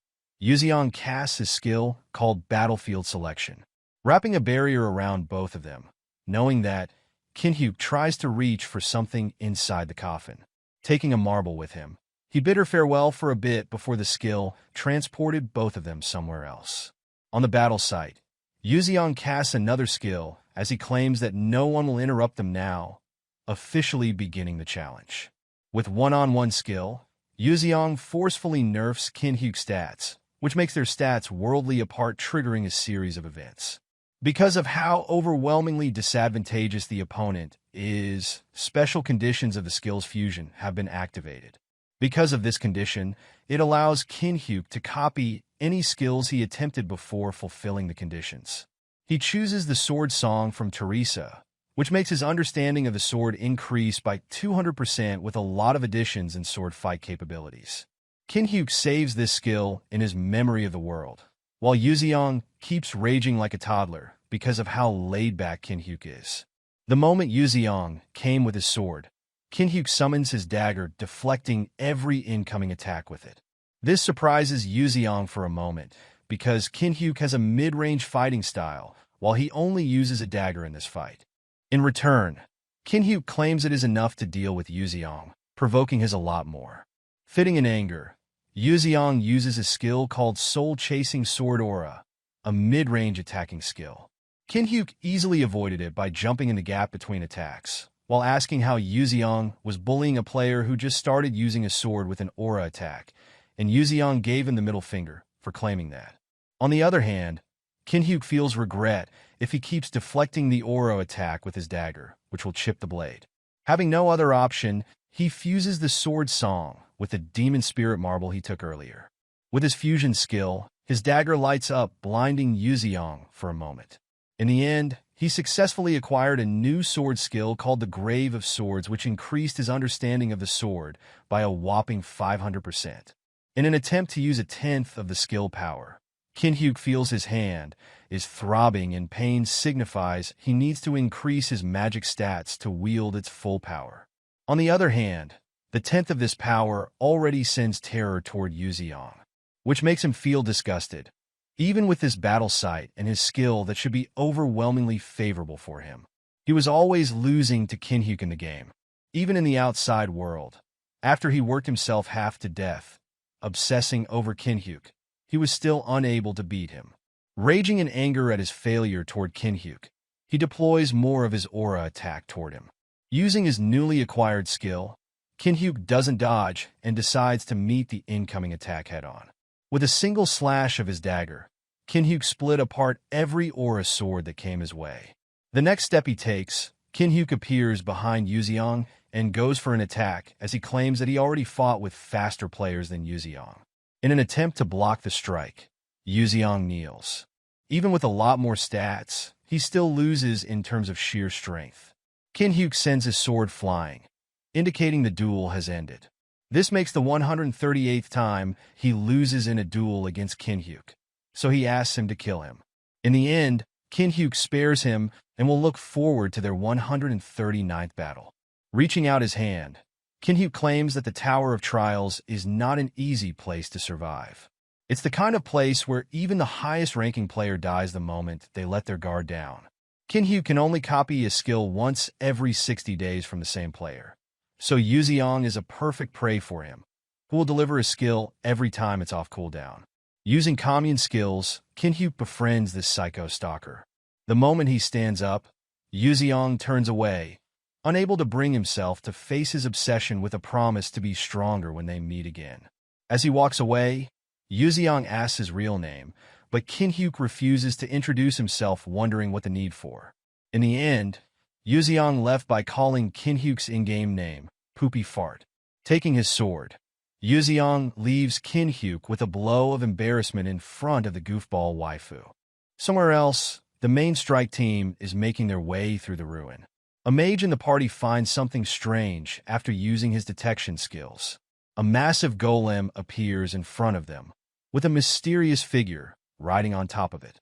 Upon closer inspection, Chanhwa realizes he is a vampire elder. As he steps down, he greets them and introduces himself as Bellis. He is one of the blood relatives of the original vampire and the master of this ruin. The party immediately draws their sword toward Bellis, asking what he wants, coming to them alone for no reason. Notices Chanhwa is the leader. Bellis talks to him, explaining that he came in order to make an offer. Lifting his finger toward the tip of Chanhwa's sword, he asks them to follow him. As blood drips shed from his finger, he casts Bloodfest skill. The wraps around the legs of the party members, lifting them into the air effortlessly. On the other hand, fear envelopes Chanhwa's mind, making him unable to do anything as the magic Bellis crushes the party members right before his eyes. Being ecstatic with the prey who offer themselves, Bellis casts another magic, going to devour half of them and drag the rest with him. Yuzeong sticks around in the ruin while Jinhyeok enjoying his harvest with Teresa. It is Frozen Tear. Using this item allows Jinhyeok to get more stats after absorbing it. With Teresa's help in the process of absorbing the item, Jinhyeok was swiftly able to increase his stats without any drawback considering the difficulty. Thanking her for her efforts, Jinhyeok feels satisfied that normally getting the two extremely overpowered items, the Frozen Tear along with Demon Spirit Marble, would take a long time. Out of nowhere, Teresa receives a notification stating if she wants to save the member of the strike team, she needs to come to the innermost room. Horror descends over her mind, knowing the strike team she must protect has been kidnapped. At that moment, Jinhyeok notices something has happened to her, and she convinces herself to at the very least save even a single member. In the end, she still feels that her strength is not enough to deal with an original vampire. She knows well that without a strike team, she won't stand a chance against an original vampire.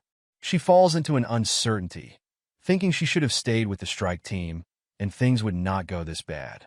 All she wishes for, becoming a knight, is to protect more people.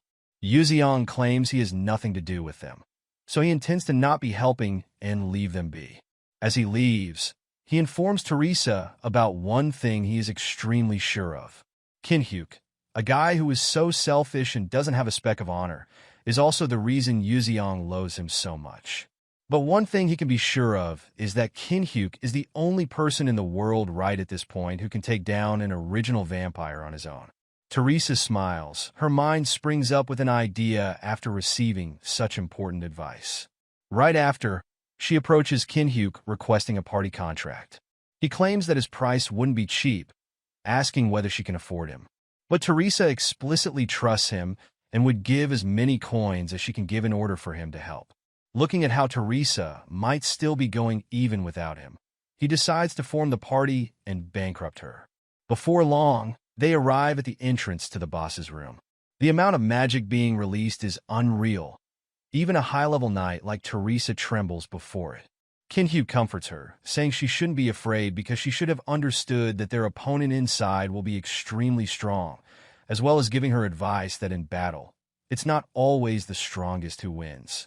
His plan in this raid is only one, telling Teresa no matter what happens inside, she must not lose her trust in him.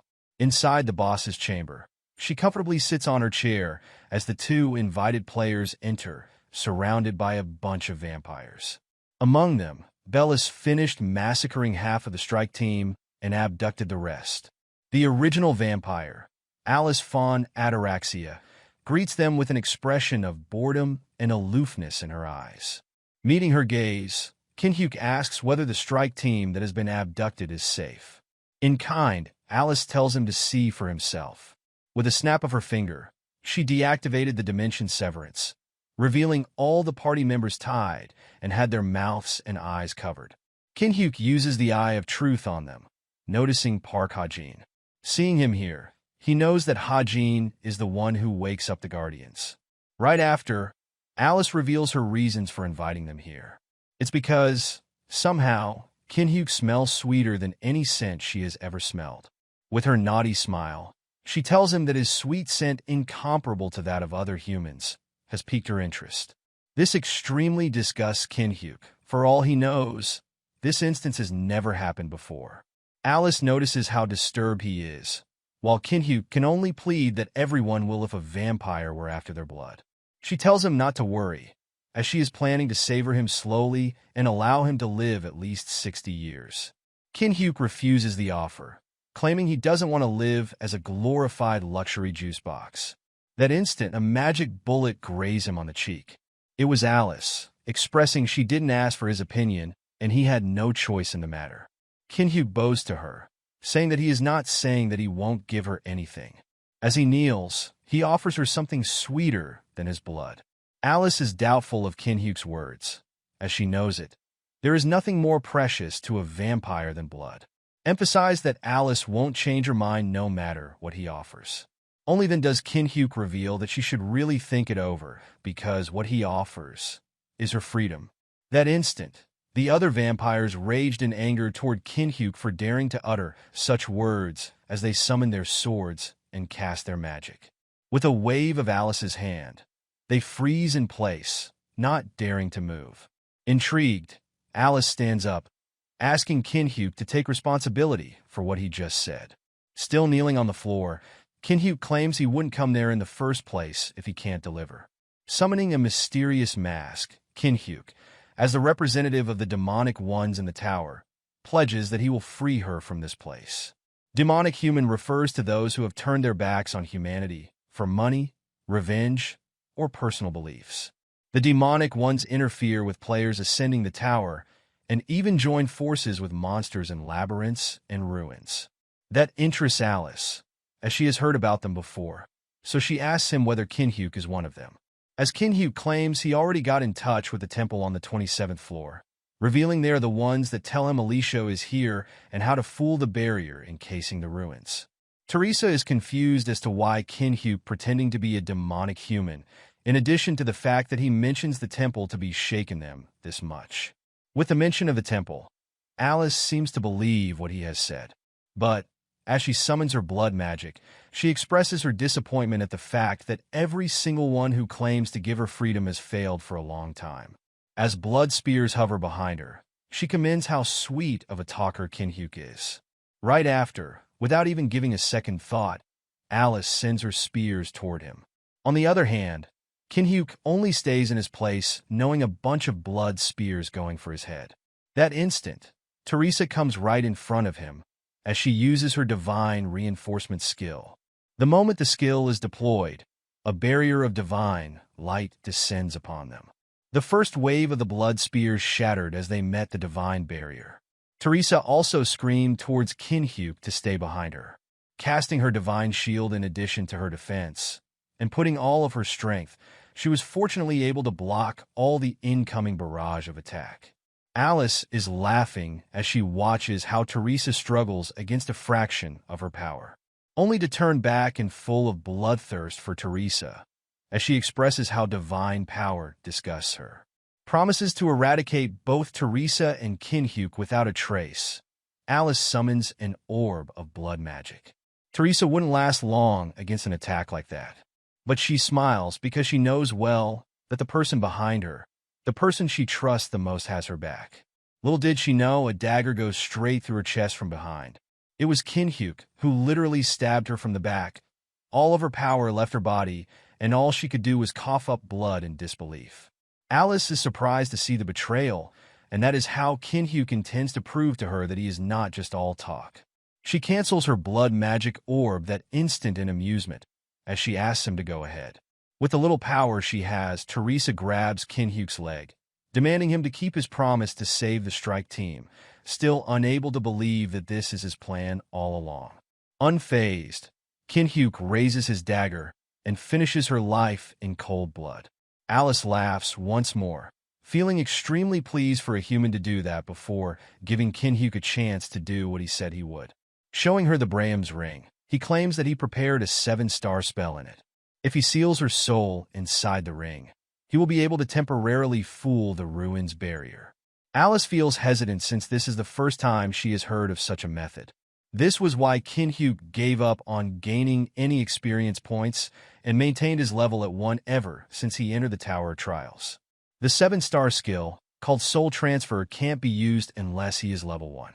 Meeting the requirement needed, he immediately cast the magic. The last thing he needs to do is for Alice to accept. After a minute, the magic circle will disappear forever. What's left is her decision whether to accept or not. Transmitting her words toward her subject, she reveals that she can't trust Jinhyeok completely, so she wants Bellis to kill him and destroy the seal if he tries anything funny. As she already has a backup plan she made with Bellis, Alice walks down the stairs. She is not entirely willing to consent to a spell she has never seen before, but she has been confined for far too long. It's been well over 1,000 years since she was exiled there, so she must take this chance, or she may never escape from this underground place.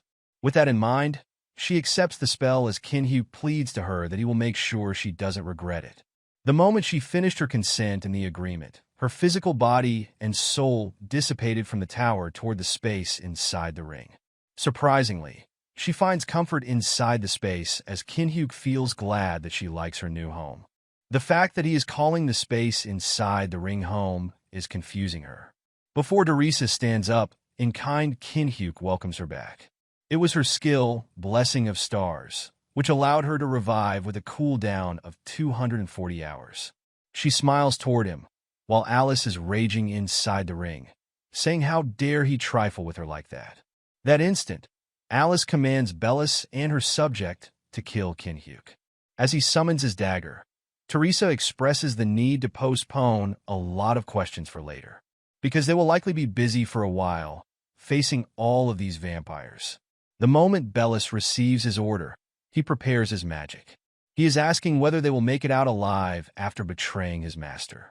He casts Blood Wave, enveloping both sides of the room, going to devour both of them, and Jinhyeok casts his fire magic in return.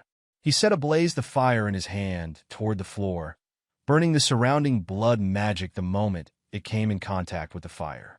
After countering the AoE blood magic, Jinhyeok tells Teresa to free the hostage. Using her sign of the cross, she easily slices the magic rope, freeing the Tide Strike team members. Seeing her, Chanhwa feels glad that she decided to come before he asks about the vampire. In return, she tells him that the man wearing a mask, Jinhyeok, will take them all alone. On the other hand, Bellis is confused with how a mere human blocked his magic easily like that. That is when Jinhyeok tells him that their magic is completely opposite before he adds that all the vampires here are lost the moment their master is sealed in the ring. With Grave of Sword, Jinhyeok will battle Bellis, who is also capable of using a melee skill called Dark Battle, accompanied by the whole army of vampires in the ruin behind him. Sometimes later, Chanhwa asks who the masked man is, because he can't believe the masked man finishes all the vampires by himself, leaving corpses scattered around. Teresa knows that Jinhyeok wears a mask to hide his identity, so she only tells Chanhwa that he met the masked man earlier, as she also claims not to know him.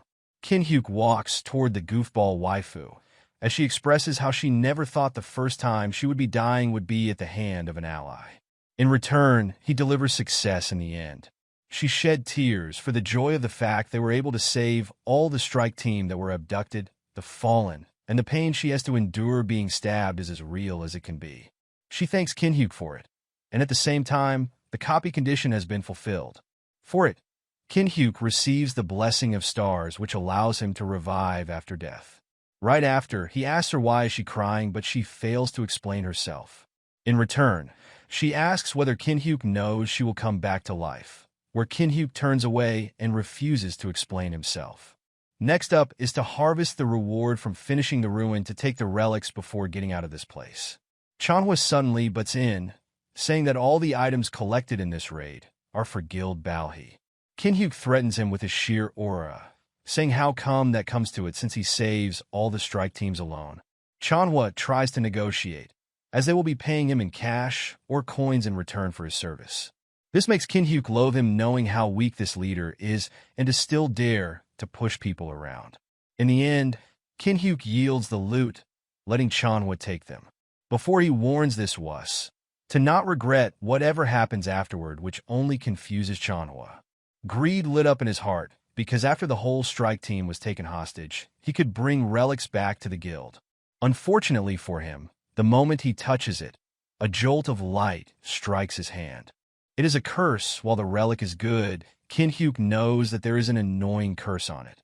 Originally, one should be able to take it if Alice is dead, but since she is alive inside the ring, the curse is activated. Teresa covers her mouth in shock at what happened to Chanhwa, so Jinhyeok takes her out of the ruin.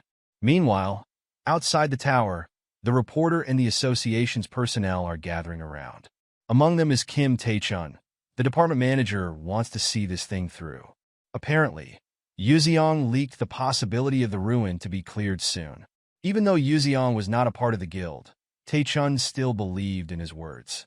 Before long, the notification appears, telling them that the ruins corridor of the corrupt have been cleared. The strike team members from Guild Balhi come out first, and the reporters start barraging them with questions such as who is the MVP, and some congratulate them. The leader of the strike team finally comes out with a new shiny bald head. He is not only losing his hair, but also his eyebrows and eyelashes, and seems to have no soul left in his eyes. Everyone can only wonder what happened inside, filling their mind with surprise and questions rather than a sense of achievement. Teresa comes out and starts shedding light on their question. She explains that Chanhwa is not the one who cleared the ruin, making the reporters assume that Zion Guild is the one that succeeded. Only for another surprise welcomes them, as she tells them that the one who clears the ruin is the mysterious man walking beside her. After learning that a single player is able to clear the ruin, Tae-chun tells his assistant to inform the association immediately. While Hajin is angry with the masked man who saves the day. But in his mind, This masked man has ruined his plan to deal with Jinhyeok inside the ruin. Rumors start going wild, and people around the world keep wondering who the masked man is. Jinhyeok is chilling in his flat, thinking that wearing the mask was the best decision of his life because of how crazy people are about him. Fortunately, even though Teresa knows about his identity, she promises to keep it a secret, so there is nothing he really needs to worry about. The next thing he needs to do is to deal with the grumpy, original vampire, Alice. She is throwing a tantrum about how Jinhyeok dares to trick her and speaks to her that way. In kind, he spins the ring around, messing up the dimension, while Alice immediately starts begging him to stop. So Jinhyeok asks whether she come to her senses of her predicament now, but she keeps her pride up, explaining that vampires never let go of their grudges. Knowing her pride is still intact, Jinhyeok does the hazing again and keeps spinning the ring around. A whole 3 hours later, she is finally done, as she cries for pity and begs him to stop. Infusing the Braham's ring with magic, he commands her to come out. The moment she is out, rage and bloodthirst fill her mind, and as she crackles her finger, she expresses her intention to return the humiliation toward Jinhyeok, only to realize that her summoned body is tiny because Jinhyeok left the seal intact and only let a part of her materialize, meaning she is the mini version of Alice and can only exert about 1% of her original power. Even with these precautions, she is still way more powerful than a regular vampire. The moment she realizes that, she sinks on the floor, crying her eyes out. Trying to assure her, Jinhyeok tells her that he will keep his promises to give her freedom, a deal that Jinhyeok and Alice Fawn Ataraxia made. He will get rid of the ones who betrayed her and help her reclaim her spot as the head of the Ataraxia family. Meanwhile, the video of the boss raid of the ruin has been uploaded to the Hall of Fame. Everyone thought the raid would fail, but the situation was completely reversed by the appearance of a masked man. The people see how his magic and sword skills are totally overpowered. There are some who wonder why he hasn't been seen on the third-floor boss. What for sure is he is going around collecting waifus. Finishes dealing with Alicia, Jinhyeok goes for a building owned by the Black Crow Guild. Putting up his mask, he doesn't care whether or not big guilds are corrupt or monopolize the game. What's important to him is what is owed to him, because he will not let the attempt to kill him slide. He smacks the door of the building open. Dozens of guards are lining up for a beating. As Jinhyeok summons his fire, he understands very well that people like Hajin and the ones backing him need to be destroyed. On the top floor of the building, Shin Jiansu, the guild master of the Black Crow, is punishing Hajin. He is mad over the fact that Hajin dared to come back to the guild after he failed to deal with Jinhyeok waking up the Guardians and bringing humiliation to the guild. He kicks Hajin around as a knock can be heard from the door. It was Jinhyeok reaching the room, who didn't even bother to wait for the answer and blasted it open instead. Jiansu screams, telling his underling to get rid of the intruder, while Hajin is upside down and crashes into the wall. In an instant, Hajin gets his bearing and immediately gets ready to launch an attack on the masked man. He goes for it, intending to get on the leader's good grace and to shine as the super rookie once more as Jinhyeok takes off his mask. Right after, Jinhyeok throws him a kick, sending him crashing to the shelf. Jiansu starts screaming toward Jinhyeok again for humiliating the Black Crow Guild in front of the association in addition to disturbing them right now as he promises that Jinhyeok will not get out here in one piece. In return, Jinhyeok sits down leisurely, claiming the guild leader doesn't need to worry about his well-being. Seeing an opening, Jiansu lunges to his katana, unsheaths it, and jumps on the table in a swift motion. Casting his sword skill, the fleeting sword that faster than the speed of sound Jiansu goes for an attack attempt. The moment the tip of the sword nearly reached Jinhyeok, a fast projectile collided with the strike, shattering his sword apart. It was a piece of go, as Jinhyeok claims there just happened to be something good to throw. Putting his feet on the table, he offers Jiansu to start the talk for real. Being extremely agitated, Jiansu rages on top of the table, asking whether Jinhyeok is here to take revenge because he tried to instigate him. Even if he is, this much destruction is not warranted for their mistake. Right at that moment, Jinhyeok snaps a go piece toward Jiansu, enough to make him tumble over the table. Jinhyeok is mad at how Jeonsu downplays his mistake of attempting to take Jinhyuk's life in addition to the many victims he made in the labyrinth. Not fully understanding what situation he is in, Jeonsu provokes Jinhyeok with more threats, revealing there are over 50 rankers who are busy clearing the tower right at this moment. So there would be no way Jinhyeok would be able to deal with them if news of this got out. With that, Jeonsu asks whether Jinhyeok still dares to kill him. Jinhyeok wasn't a bit scared of him. Blood calls for blood, and revenge breeds revenge. So long as one side doesn't forgive, the killing never stops. With this in mind, Jinhyeok declares that he will be the last one to take revenge, so they can just forgive him in the afterlife. Jeonsu is unable to make sense of it, but Jinhyeok simply states that it is their logic to begin with, as he charges the pieces of Go with the fire magic he possesses. In an instant, he discharges all of them toward Jeonsu, blasting him away and breaking the floor's window as he blasts out from it. Jinhyeok believes this must be done to nip the bud so he can solely focus on clearing the tower and save humanity. Right after, he approaches Hajin, saying that Jinhyeok lets Hajin leave because of his relationship with Park Hana, before warning him to stay out of Jinhyeok's way. Jinhyeok then calls out to another staff member who pretends to be dead to stand up. He asks him to show how useful he is. He is Kim Hee-woong, a man in charge of the Black Crow Guild's business. As it stands now, the guild leader is dead, and it will be a big deal if news of all of this because of Jinhyeok ever gets out. With that in mind, Jinhyeok wants Hee-woong to keep running the guild. That surprises him for a moment before Jinhyeok explains further that his role is to maintain the outer appearance. Even if that is the case, no one in the guild will follow a man like Hee-woong, since he is merely a nobody with no fighting power while everyone else is awakened. As Jinhyeok turns away, he assures Hee-woong to not worry about such a thing happening. Rubbing the ring in his neck, he lets Hee-woong borrow one of his assets. Somewhere else, the Rankings Awakened got news that all players above A rank need to gather for an emergency meeting. All of these players are mad at the fact they are in the process of clearing the tower only to be pulled out suddenly. In front of their building, they see a commotion of people gathering around. After a closer look, they now see that their guild leader is dead, fell down from the window, and landed on top of a car. In a hurry, they make their way toward the guild master's room, as they witness the mess on their way all around the building. In the guild master's office, one of the Awakened sees Hee-woong sitting in the leader's chair, assuming it's his doing, and the Awakened summons his weapon as he makes his way closer.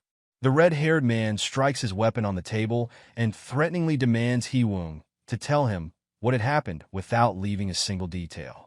Only then does Hee-woong reveal they have a new consignee on the floor. That is when the Awakened are confused with the appearance of a little girl.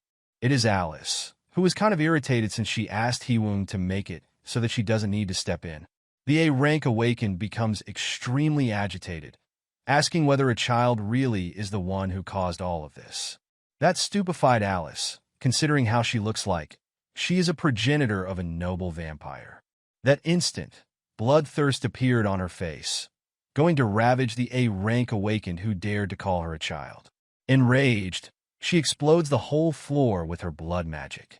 Looking at the mess she made, Jinhyeok can only sigh even after repeatedly warns her to take care of it without creating a fuss. At the same time, he receives a message to come to the association office to see the result of his test. It's been around 2 months since the Tower of Trials appeared. The world order is changing drastically, and people are also quickly adapting to the new world at a matching pace. The news was broadcasting a special program about the Masked Awakened.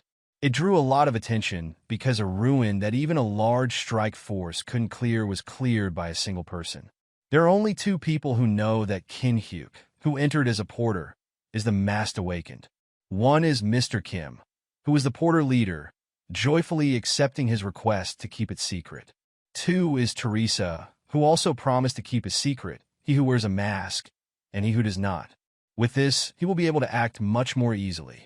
Arriving at the association building, he thinks that all the conditions have been fulfilled.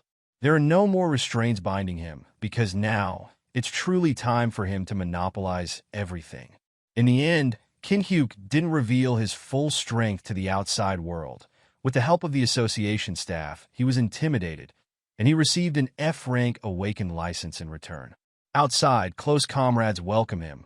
There, Yanhwa and Taemin happen to meet with Alice and Hee-woong. Jinhyeok introduces Alice as an awakened from Northern Europe because there's bound to be chaos if news breaks out that she is a progenitor. Next is Hee-woong. Hee-woong, who will be managing the Black Crow guild Jinhyeok took over. Hee-woong is crying over the fact that he would be introduced to high-level awakens such as Yanhwa and Taemin. On the other hand, they both are surprised that Jinhyeok took over the Black Crow guild, as he reveals that Hee-woong is the head figure while Jinhyeok is its true guild leader.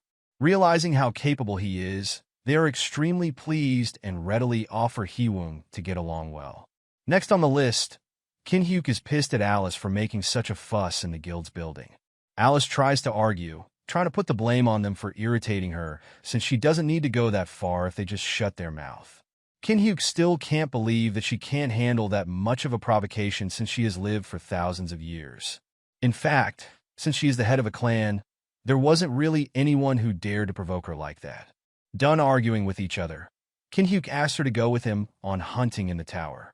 As he bids farewell to the other, he wants Alice to support him in the hunt for a horde of mobs.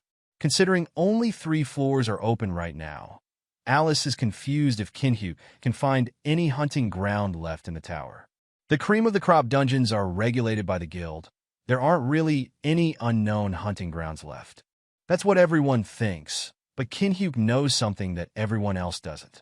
Inside the tower, precisely at the Moon Lake on the 1st floor, the place is famous for being the most beautiful scenery in the Tower of Trials, and ironically, there's no longer anyone who visits, since they have no time to enjoy themselves when facing the extinction of humankind. Alice agrees that this place is elegant and beautiful, but she is still confused because there are no monsters in sight. Jinhyeok tells her to wait and see as he walks toward the middle of the lake, which confuses her more. There are 12 statues ordaining the tranquil Moon Lake, and among them, there is one. This specific statue has another objective other than ordaining the lake. There must be hundreds of players who have found this groove on the statue. It was enough to be brought up in the community. However, no one has ever successfully discovered the key that fits this groove. But the key to this place is moonlight, as Jinhyeok puts his hand on it. He uses his finger to regulate the amount and angle at which the moonlight enters the groove to match it with the sequence engraved on the sequence stone inside the groove. After much effort and trying, Jinhyeok finds it and is now able to open it. The door leading underground opens. Walking down the stairs, Alice is intrigued by the fact that there is such a path leading down as she lived thousands of years in the labyrinth. She is also more relaxed and happy to feel the sense of freedom she longed for. With a smug grin on his face, Jinhyeok asks whether she is glad that she made a contract with him. Being embarrassed, she now actually believes what Jinhyeok said back then wasn't all bullshit.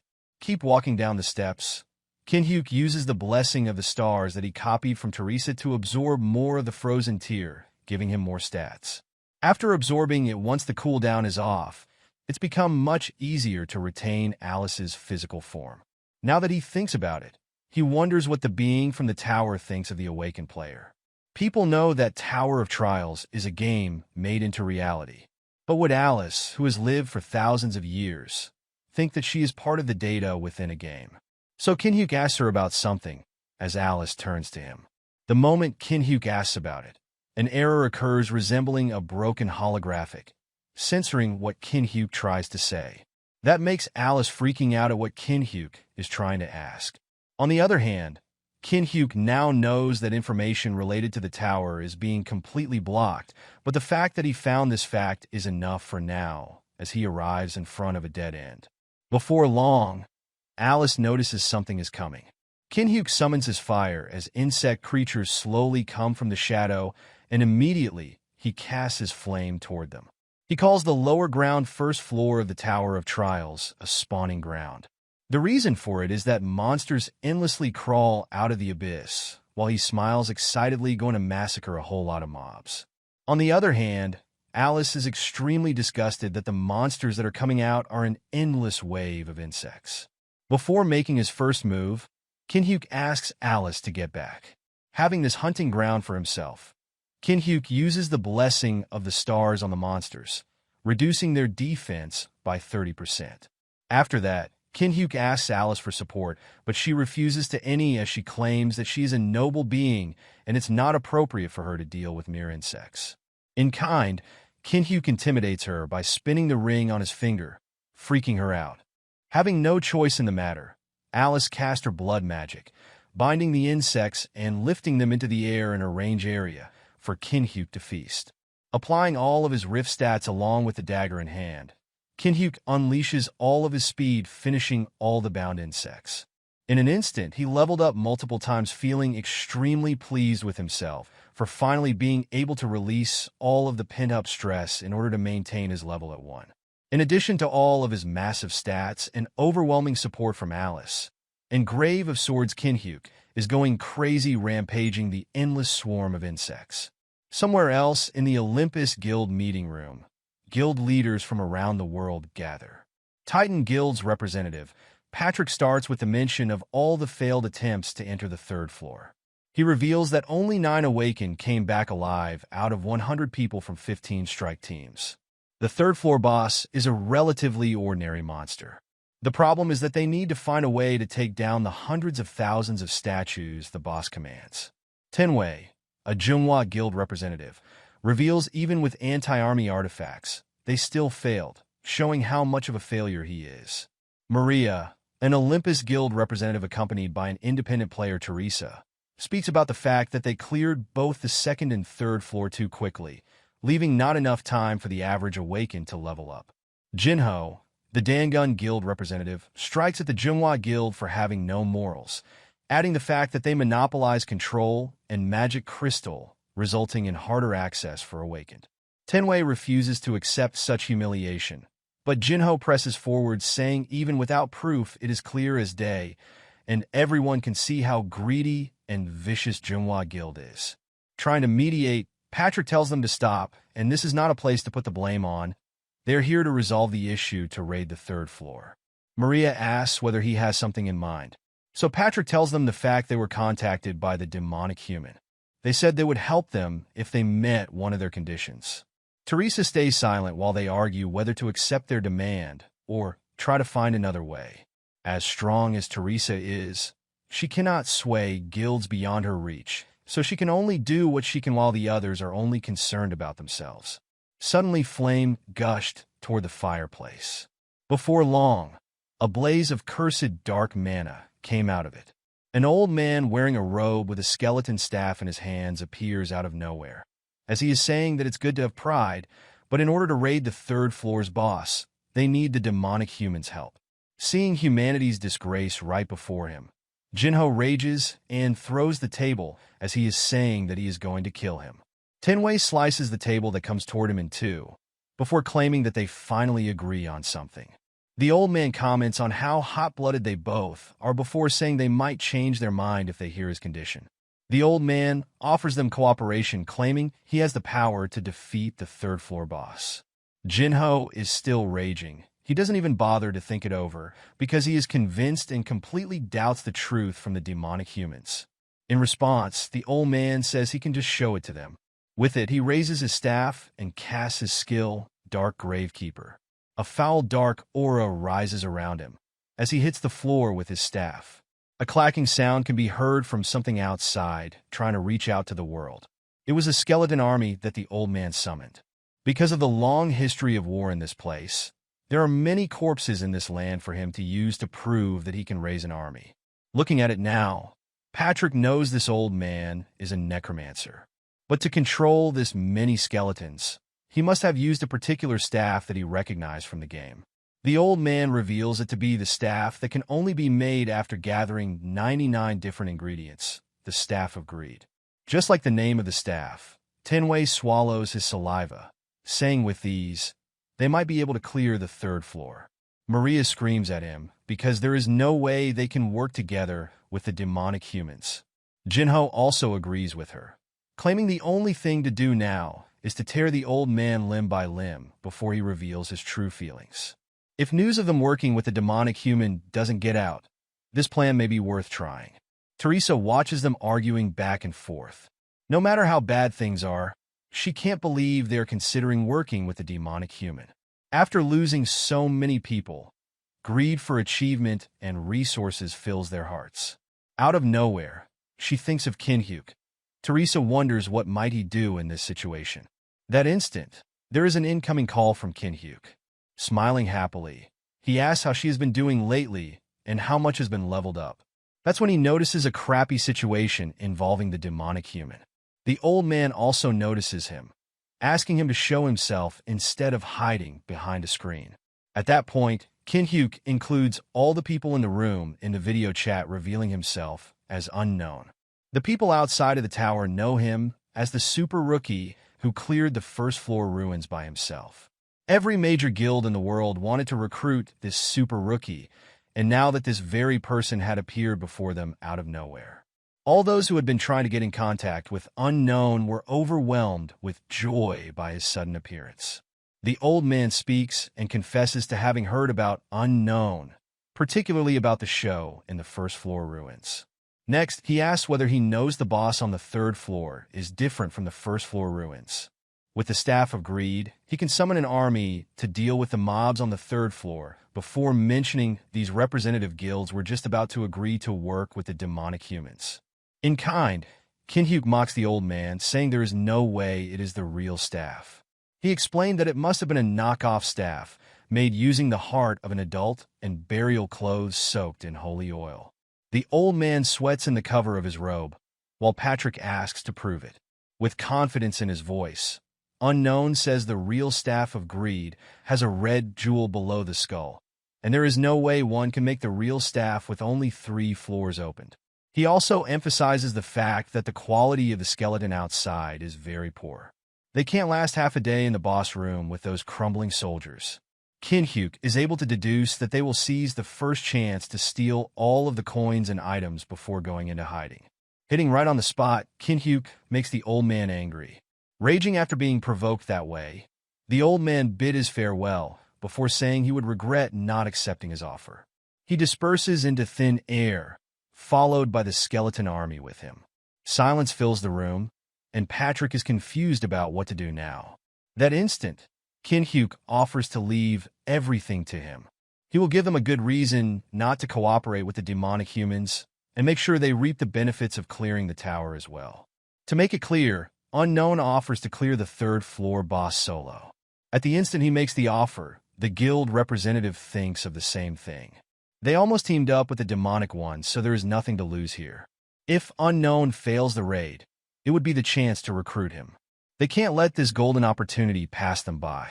Tenwei speaks first, asking about the contract bonus and stuff, before Maria cuts him off.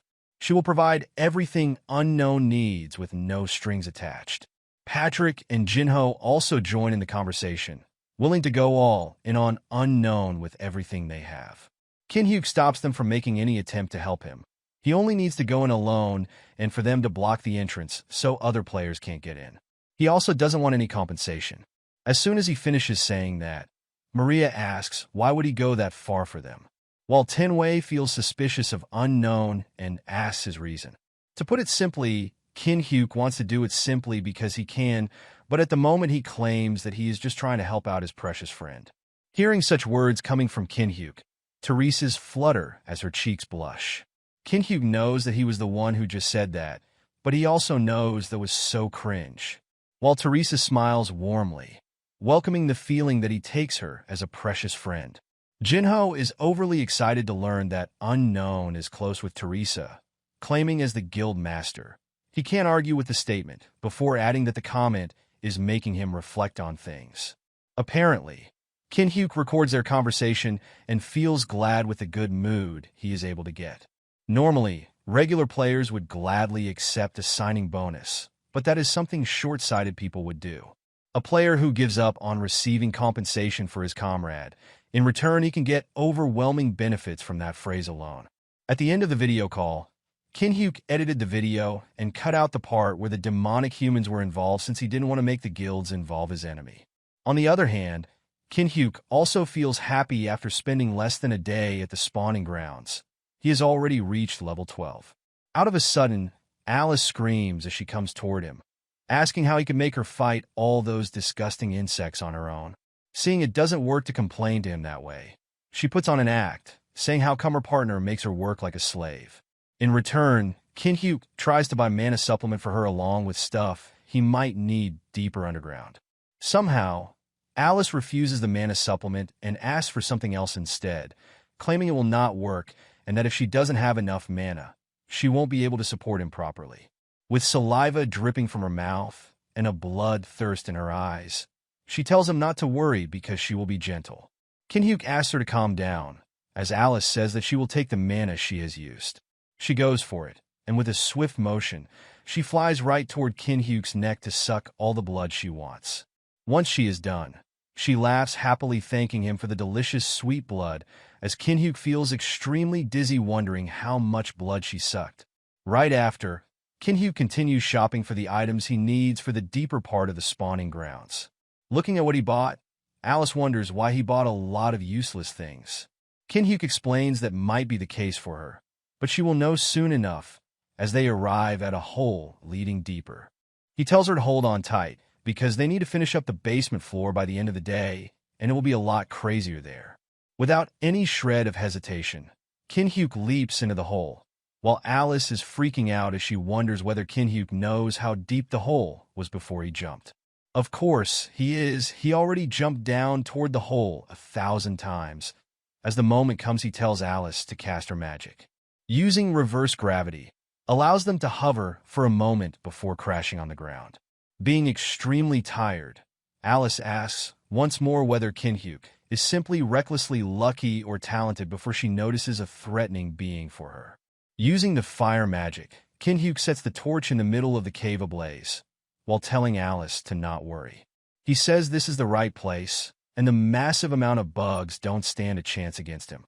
So he calls out to a being hiding in the dark to come out. It is Anubis' soul descending on the massive statue, hiding deep underground in the Tower of Trials. He expresses that Jinhyeok is the first person to come here, intending to kill him after having some fun.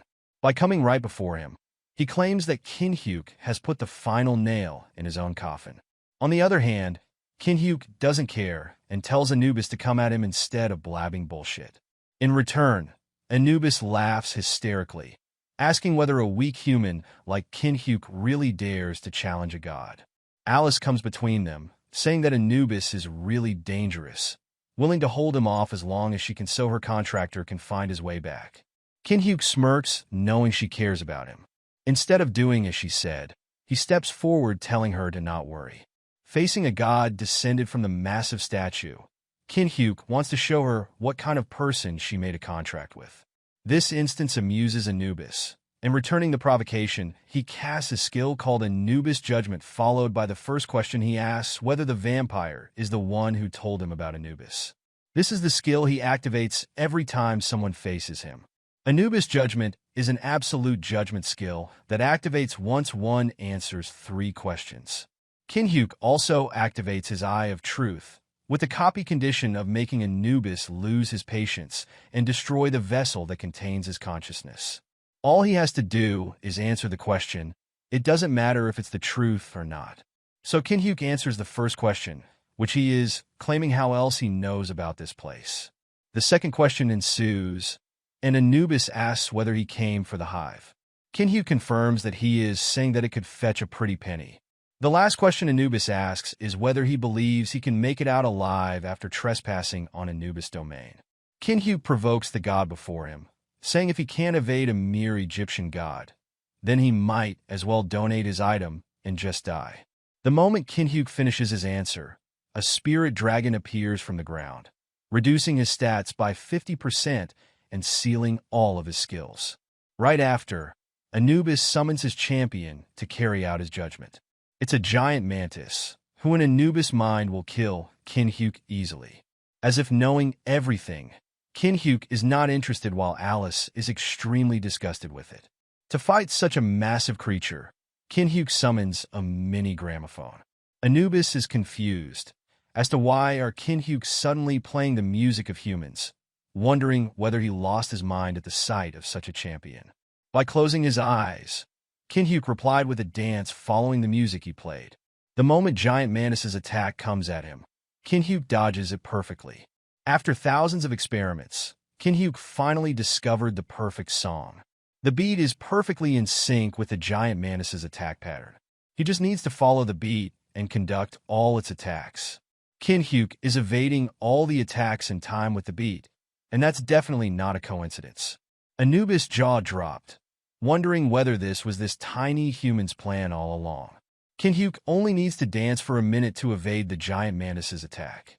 The moment a minute up, the duration of Anubis' skill is over, and Jinhyeok is able to use his skill to massacre the Giant Mantis to peace. Being pissed with how a mere human play with his champion, Anubis expresses that he can't finish the Giant Mantis like that since it can heal its wounds in the blink of an eye, but Jinhyeok will finish the moment he runs out of stamina. Jinhyeok agrees at his current level. He cannot kill the Giant Mantis, but an evil smile appears on his face to say that he can just make it wish it were dead. Using his passive sword skill, Jinhyeok cut the Giant Mantis to pieces, making him screech in pain. Watching how Jinhyeok fights, Alice cannot help but wonder how Jinhyeok is completely toying with it. She knew he was strong, but she had no idea he was this strong. A bright smile appears on her face, as hope arises that she might be able to get her revenge with this man's help. Before long, after being sliced up multiple times, the Giant Mantis refuses to stand up to Jinhyeok anymore, even with his body completely healed. Anubis is freaking out, telling the Mantis to stand up and fight the man. A champion is a proud warrior chosen by their god, and it's time for Jinhyeok's finishing move that can break a warrior's belief that they would never lose. Sitting on top of his head, the ultimate insult and provocation. At that moment, it stands up, throwing Jinhyeok away from its head, raises its bladed hand, and takes its own life. Anubis' jaw dropped once more in the sight of his champion killed itself. In return, Jinhyeok receives experience and level up, and getting closer to its body, he receives a spell book of Peltaro's dukedom, making him able to learn ice magic. Thanks to Monopoly's passive skill, Jinhyeok can get a skill book that normally would only dropped on the middle floor. After using it, he gains a skill called Ice Sculpture, thanking Anubis for the generous rewards. Anubis is gritting his teeth, accepting the fact that Jinhyeok is no longer an ordinary human, and asks whether he is really going to fight the Egyptian god with a mere frozen toy. Jinhyeok knows well Anubis can't step in himself, and is in hiding on the 42nd floor. Despite knowing that, Anubis asks Jinhyeok why he's challenging him. Wanting to provoke Anubis more, Jinhyeok says that it's purely for fun. Unable to accept the fact that a mere human treats him like for mere entertainment, Anubis is enraged. He also activates the hive, an ancient beehive that infinitely summons enormous bees. With every rage in his fiber, Anubis commands the bees to kill the blasphemous human before him. Using ice sculpture, Jinhyeok deploys a few icicles straight through a few bees before summoning his fire. Right after, Jinhyeok uses fusion. Using element of fire and ice sculpture, he successfully acquired a new skill called Daylight Rank AA. As the bees along with the endless wave of insects swarm him, Jinhyeok discharges Daylight. The instant he deploys his skill, a blinding light appears from the tip of his dagger. A laser of light soars through the wave of monsters that dare to be on his way. Anubis starts thinking, now he needs to change his strategy. Using target selection, he creates a strengthened creature from the hive. The moment the skill is done, a hornet with a speed of sound flies through toward Jinhyeok. In return, he cast ice sculpture and cast it toward the hornet, striking through its body. Anubis says it's no use. The ones created with target selection don't die and simply multiply. True to his word, the hornet multiplies into more hornet and immediately starts flying through waiting for its master command. Anubis says no matter how strong his skills are, there is no use against enemies that can't die. Finally, the time Jinhyeok is waiting for comes, as he takes out an enlargement pill. With his super strength, Jinhyeok throws the pill towards the hornet's mouth. As it gets bigger, Jinhyeok jumps around using some of the hornet as steps and mounts the enlarged hornet. Using its antenna to steer, Jinhyeok makes his way toward the hive. Anubis is enraged further and commands the hornets to kill him that instant. Creatures that don't die and just continue to multiply in number. This kind of overpowering characteristic makes one lose hope. One can't understand what's going on in the midst of such ridiculously unfavorable conditions. After baiting them, he traps them in the mysterious cube he bought earlier. With the other items, he combines them to enhance the mysterious cube and strengthen it. If one can get a sense of the pattern through repeated attempts and become able to analyze the situation calmly, in the end, one begins to change one's way of thinking. As he lands on the ground, Jinhyeok snaps his finger, activating the element of fire inside the cube. Inside the limited amount of space in the cube, the hornet repeatedly multiplies and is enlarged, making them involuntarily attack each other and being burned by the fire. Jinhyeok plans to dupe the enlargement pill because he plans to go up against a boss who has a large army on the 3rd floor, and he needs as many pills as he can get. These monsters, which multiply indefinitely, are the most effective copy machines for duping not only experience points, but also items. Anubis was left speechless, unable to believe the thing he witnessed right before his eyes. He wonders whether Jinhyeok prepares those items in advance to combine them. This can only mean he already knew the characteristics of the hive and set a trap. There is no mistake in his move. From the start, he provoked Anubis with this in mind. Having no move left, Anubis decides to destroy the hive, making Jinhyeok disappointed because he wants more EXP and items. Anubis can only swear on his mind because a mere human dares to humiliate him like this, so he throws a tantrum like a little baby in his chair. Before completely losing his mind, Anubis wants Jinhyeok to survive and move up the tower, because he will personally judge this man for his blasphemy. Jinhyeok doesn't need him to shout like that, because he will climb the tower anyway. Right after, the vessel of Anubis was destroyed, making Jinhyeok meet the copy condition. In return, he acquired the judgment of Anubis, which allows him to reduce the opponent's stats by 50% and disable skills for a minute. A warning comes with it, which is this ability can only be used on the same target once. If used improperly, one may incur the wrath of the gods of ancient Egypt. After humiliating Anubis to such a degree, Jinhyeok received interest from some of the gods of ancient Egypt, while some showed strong hostility. On the other hand, Alice is extremely dazed and confused as to what just happened. Shedding light on the matter, Jinhyeok explains that he won by making Anubis rage quit. Seeing his stats window, Jinhyeok is pleased by the fact that he beat his personal best by leveling this much at this stage. He doesn't know what will happen from now on, so he needs to raise each of his stats evenly.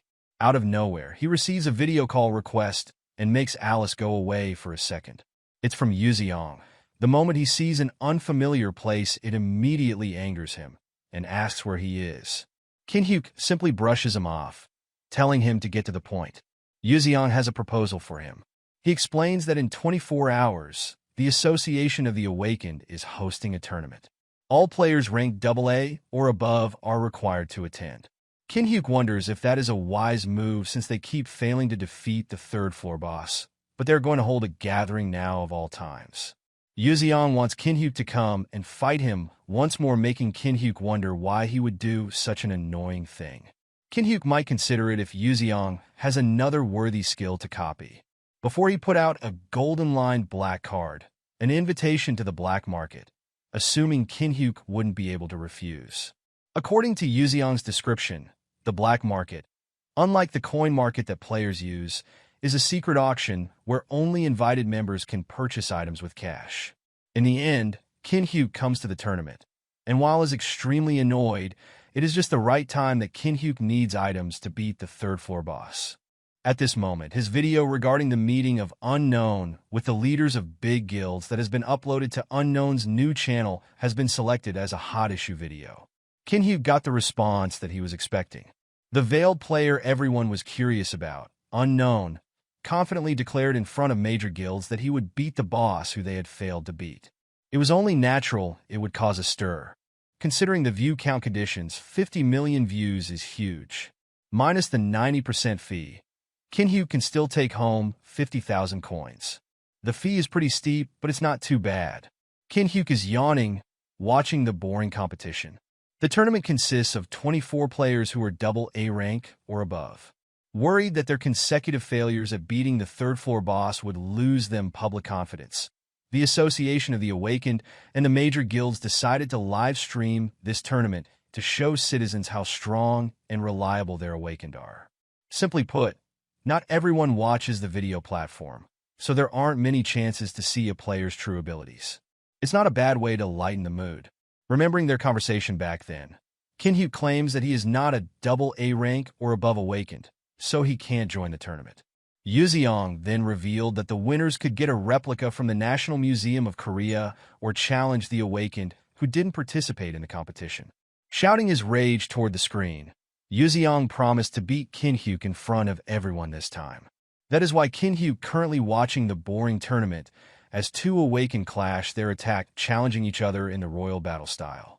Suddenly, a massive summoned shadow Anubis comes at them, halting their battle. With a single attack from the summon, throwing them off to the air before a massive fire attack burned them, eliminating them from the competition. The swift defeat of the two Awakened because of the combined attacks from the old man Jongwoo and the young lady Yuri. From the stadium seat, scouts from various guilds and the association rate their battle, looking for Awakened to recruit. Among the spectators, the Black Cloud Guild Master, the S-Rank Hong Diakpyo, also looking for strong Awakened to recruit, as well as looking for a chance to show off if the opportunity arises. Among the participants, he put so much attention toward Yuzeong, who has good restraint, control, wide visibility, and most of all, a clean fight. The reason why Diakpyo puts so much interest in Yuzeong is even after offering him so much wealth, he refuses the offer to join the guild without hesitation. Apparently, Yuzeong is also the first person to ever refuse to join Black Cloud. Behind Diakpyo, tagging along is a triple A rank Awakened named Jong Do-hyun, who expresses his dissatisfaction with Yuzeong for daring to reject the offer. His every being screams smug and stupid back alley thug, claiming the tournament is extremely boring thinking about joining the fight. Diakpyo gives him a glance, telling him to focus on the interview instead of the fight, because Diakpyo already spent a lot of money to give him a spot in the interview.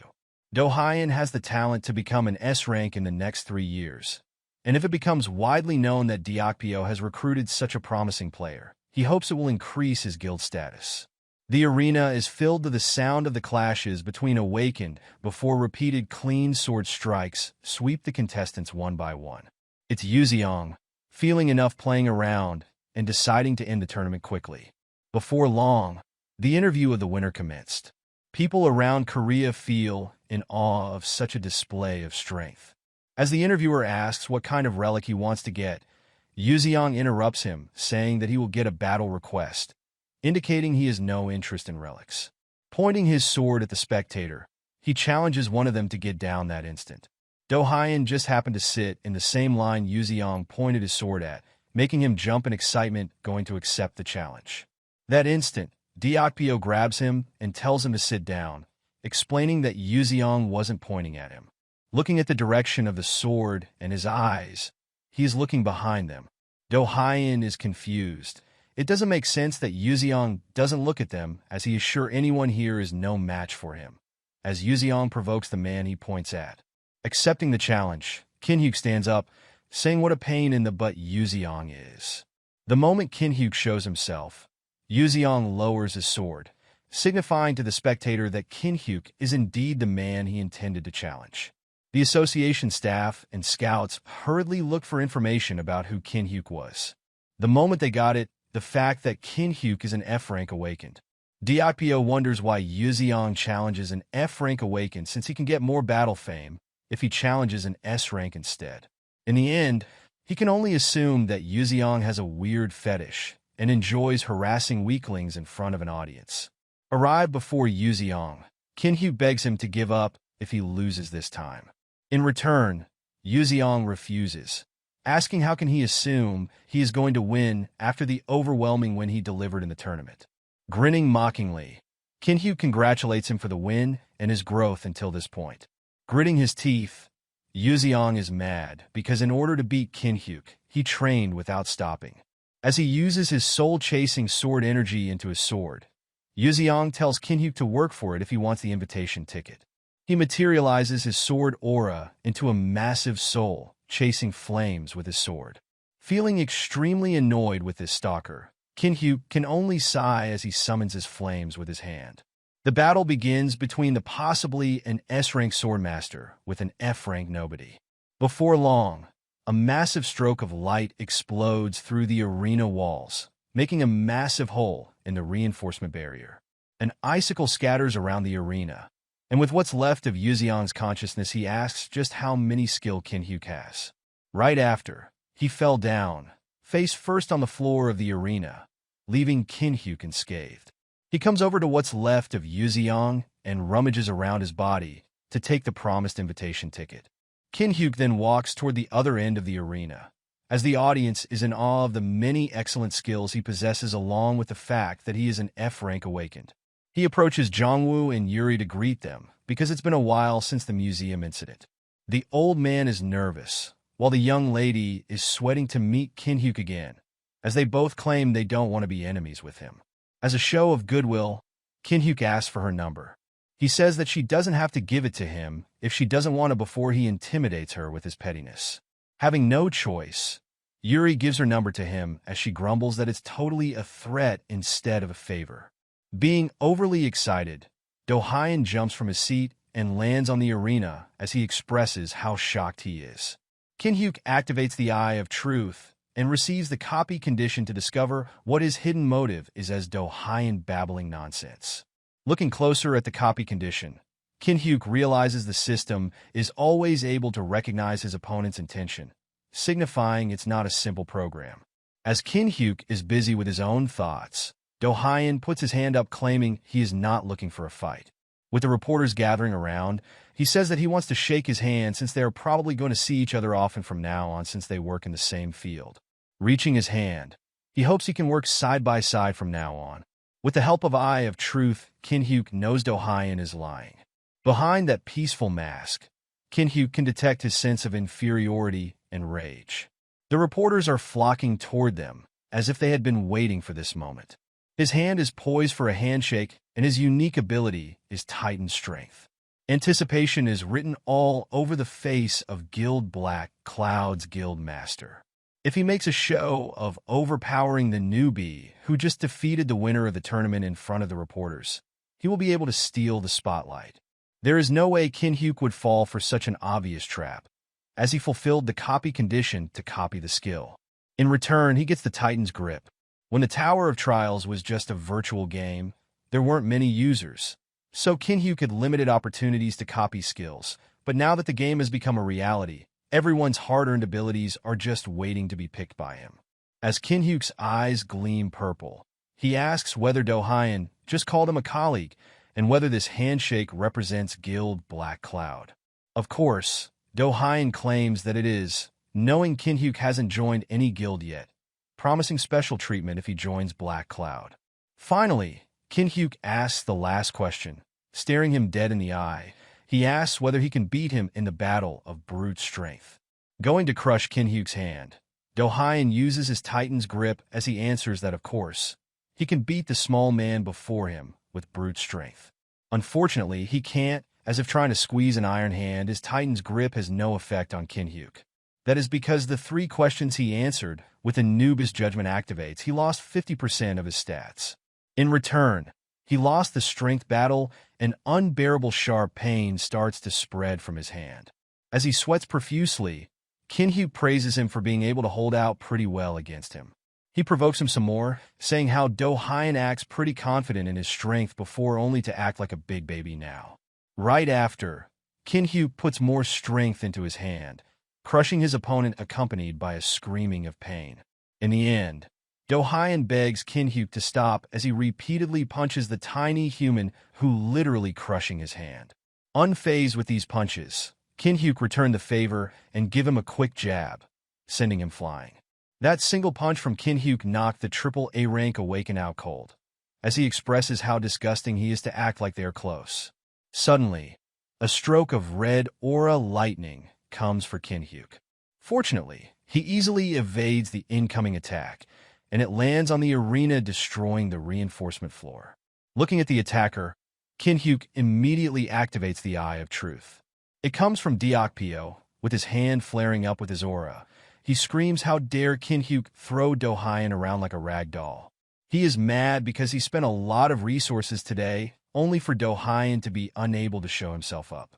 On the other hand, Jinhyeok is only concerned with the copy condition, which is to tear down Deokpyo's pride. Brushing the dust from his clothes, Jinhyeok tells the enraged guild master to back off. But Deokpyo didn't learn a thing. Instead, he released all of his aura, going for another attack attempt. Jinhyeok claims he doesn't want to crush any guild master yet, claiming it brings more trouble than benefits, provoking Deokpyo a lot more. That instant, he leaps in the air, looking for momentum. Activating his blood demon spirit, with his sharp claw, he goes straight for an attack. Without a shred of fear in his eyes, Jinhyeok put his hand up and cast daylight. While the spectator is blinded by the light, he summons the dagger that he uses as unknown in public. With the rift stats, Jinhyeok smiled and easily met the attack from a high ranker like this guildmaster. On the other hand, believed to be stronger, Deokpyo is unable to grasp the fact that someone is parrying his blood demon spirit. Because he led the strike team in the raid against the second boss, the giant god warrior, he knew he was strong. To think Jinhyeok is on the same level is imaginable. He put all of the power he could muster, trying to push further, but he kept failing as if hitting an immovable object. The colliding attacks were suddenly stopped by a skill called mediation, making Deokpyo suspended in the air. A firm voice can be heard telling them to halt the fight. It's Sang-jin, the head of the association, explaining that the whole country is watching at the moment, telling them to show how trustworthy they are, not the other way around.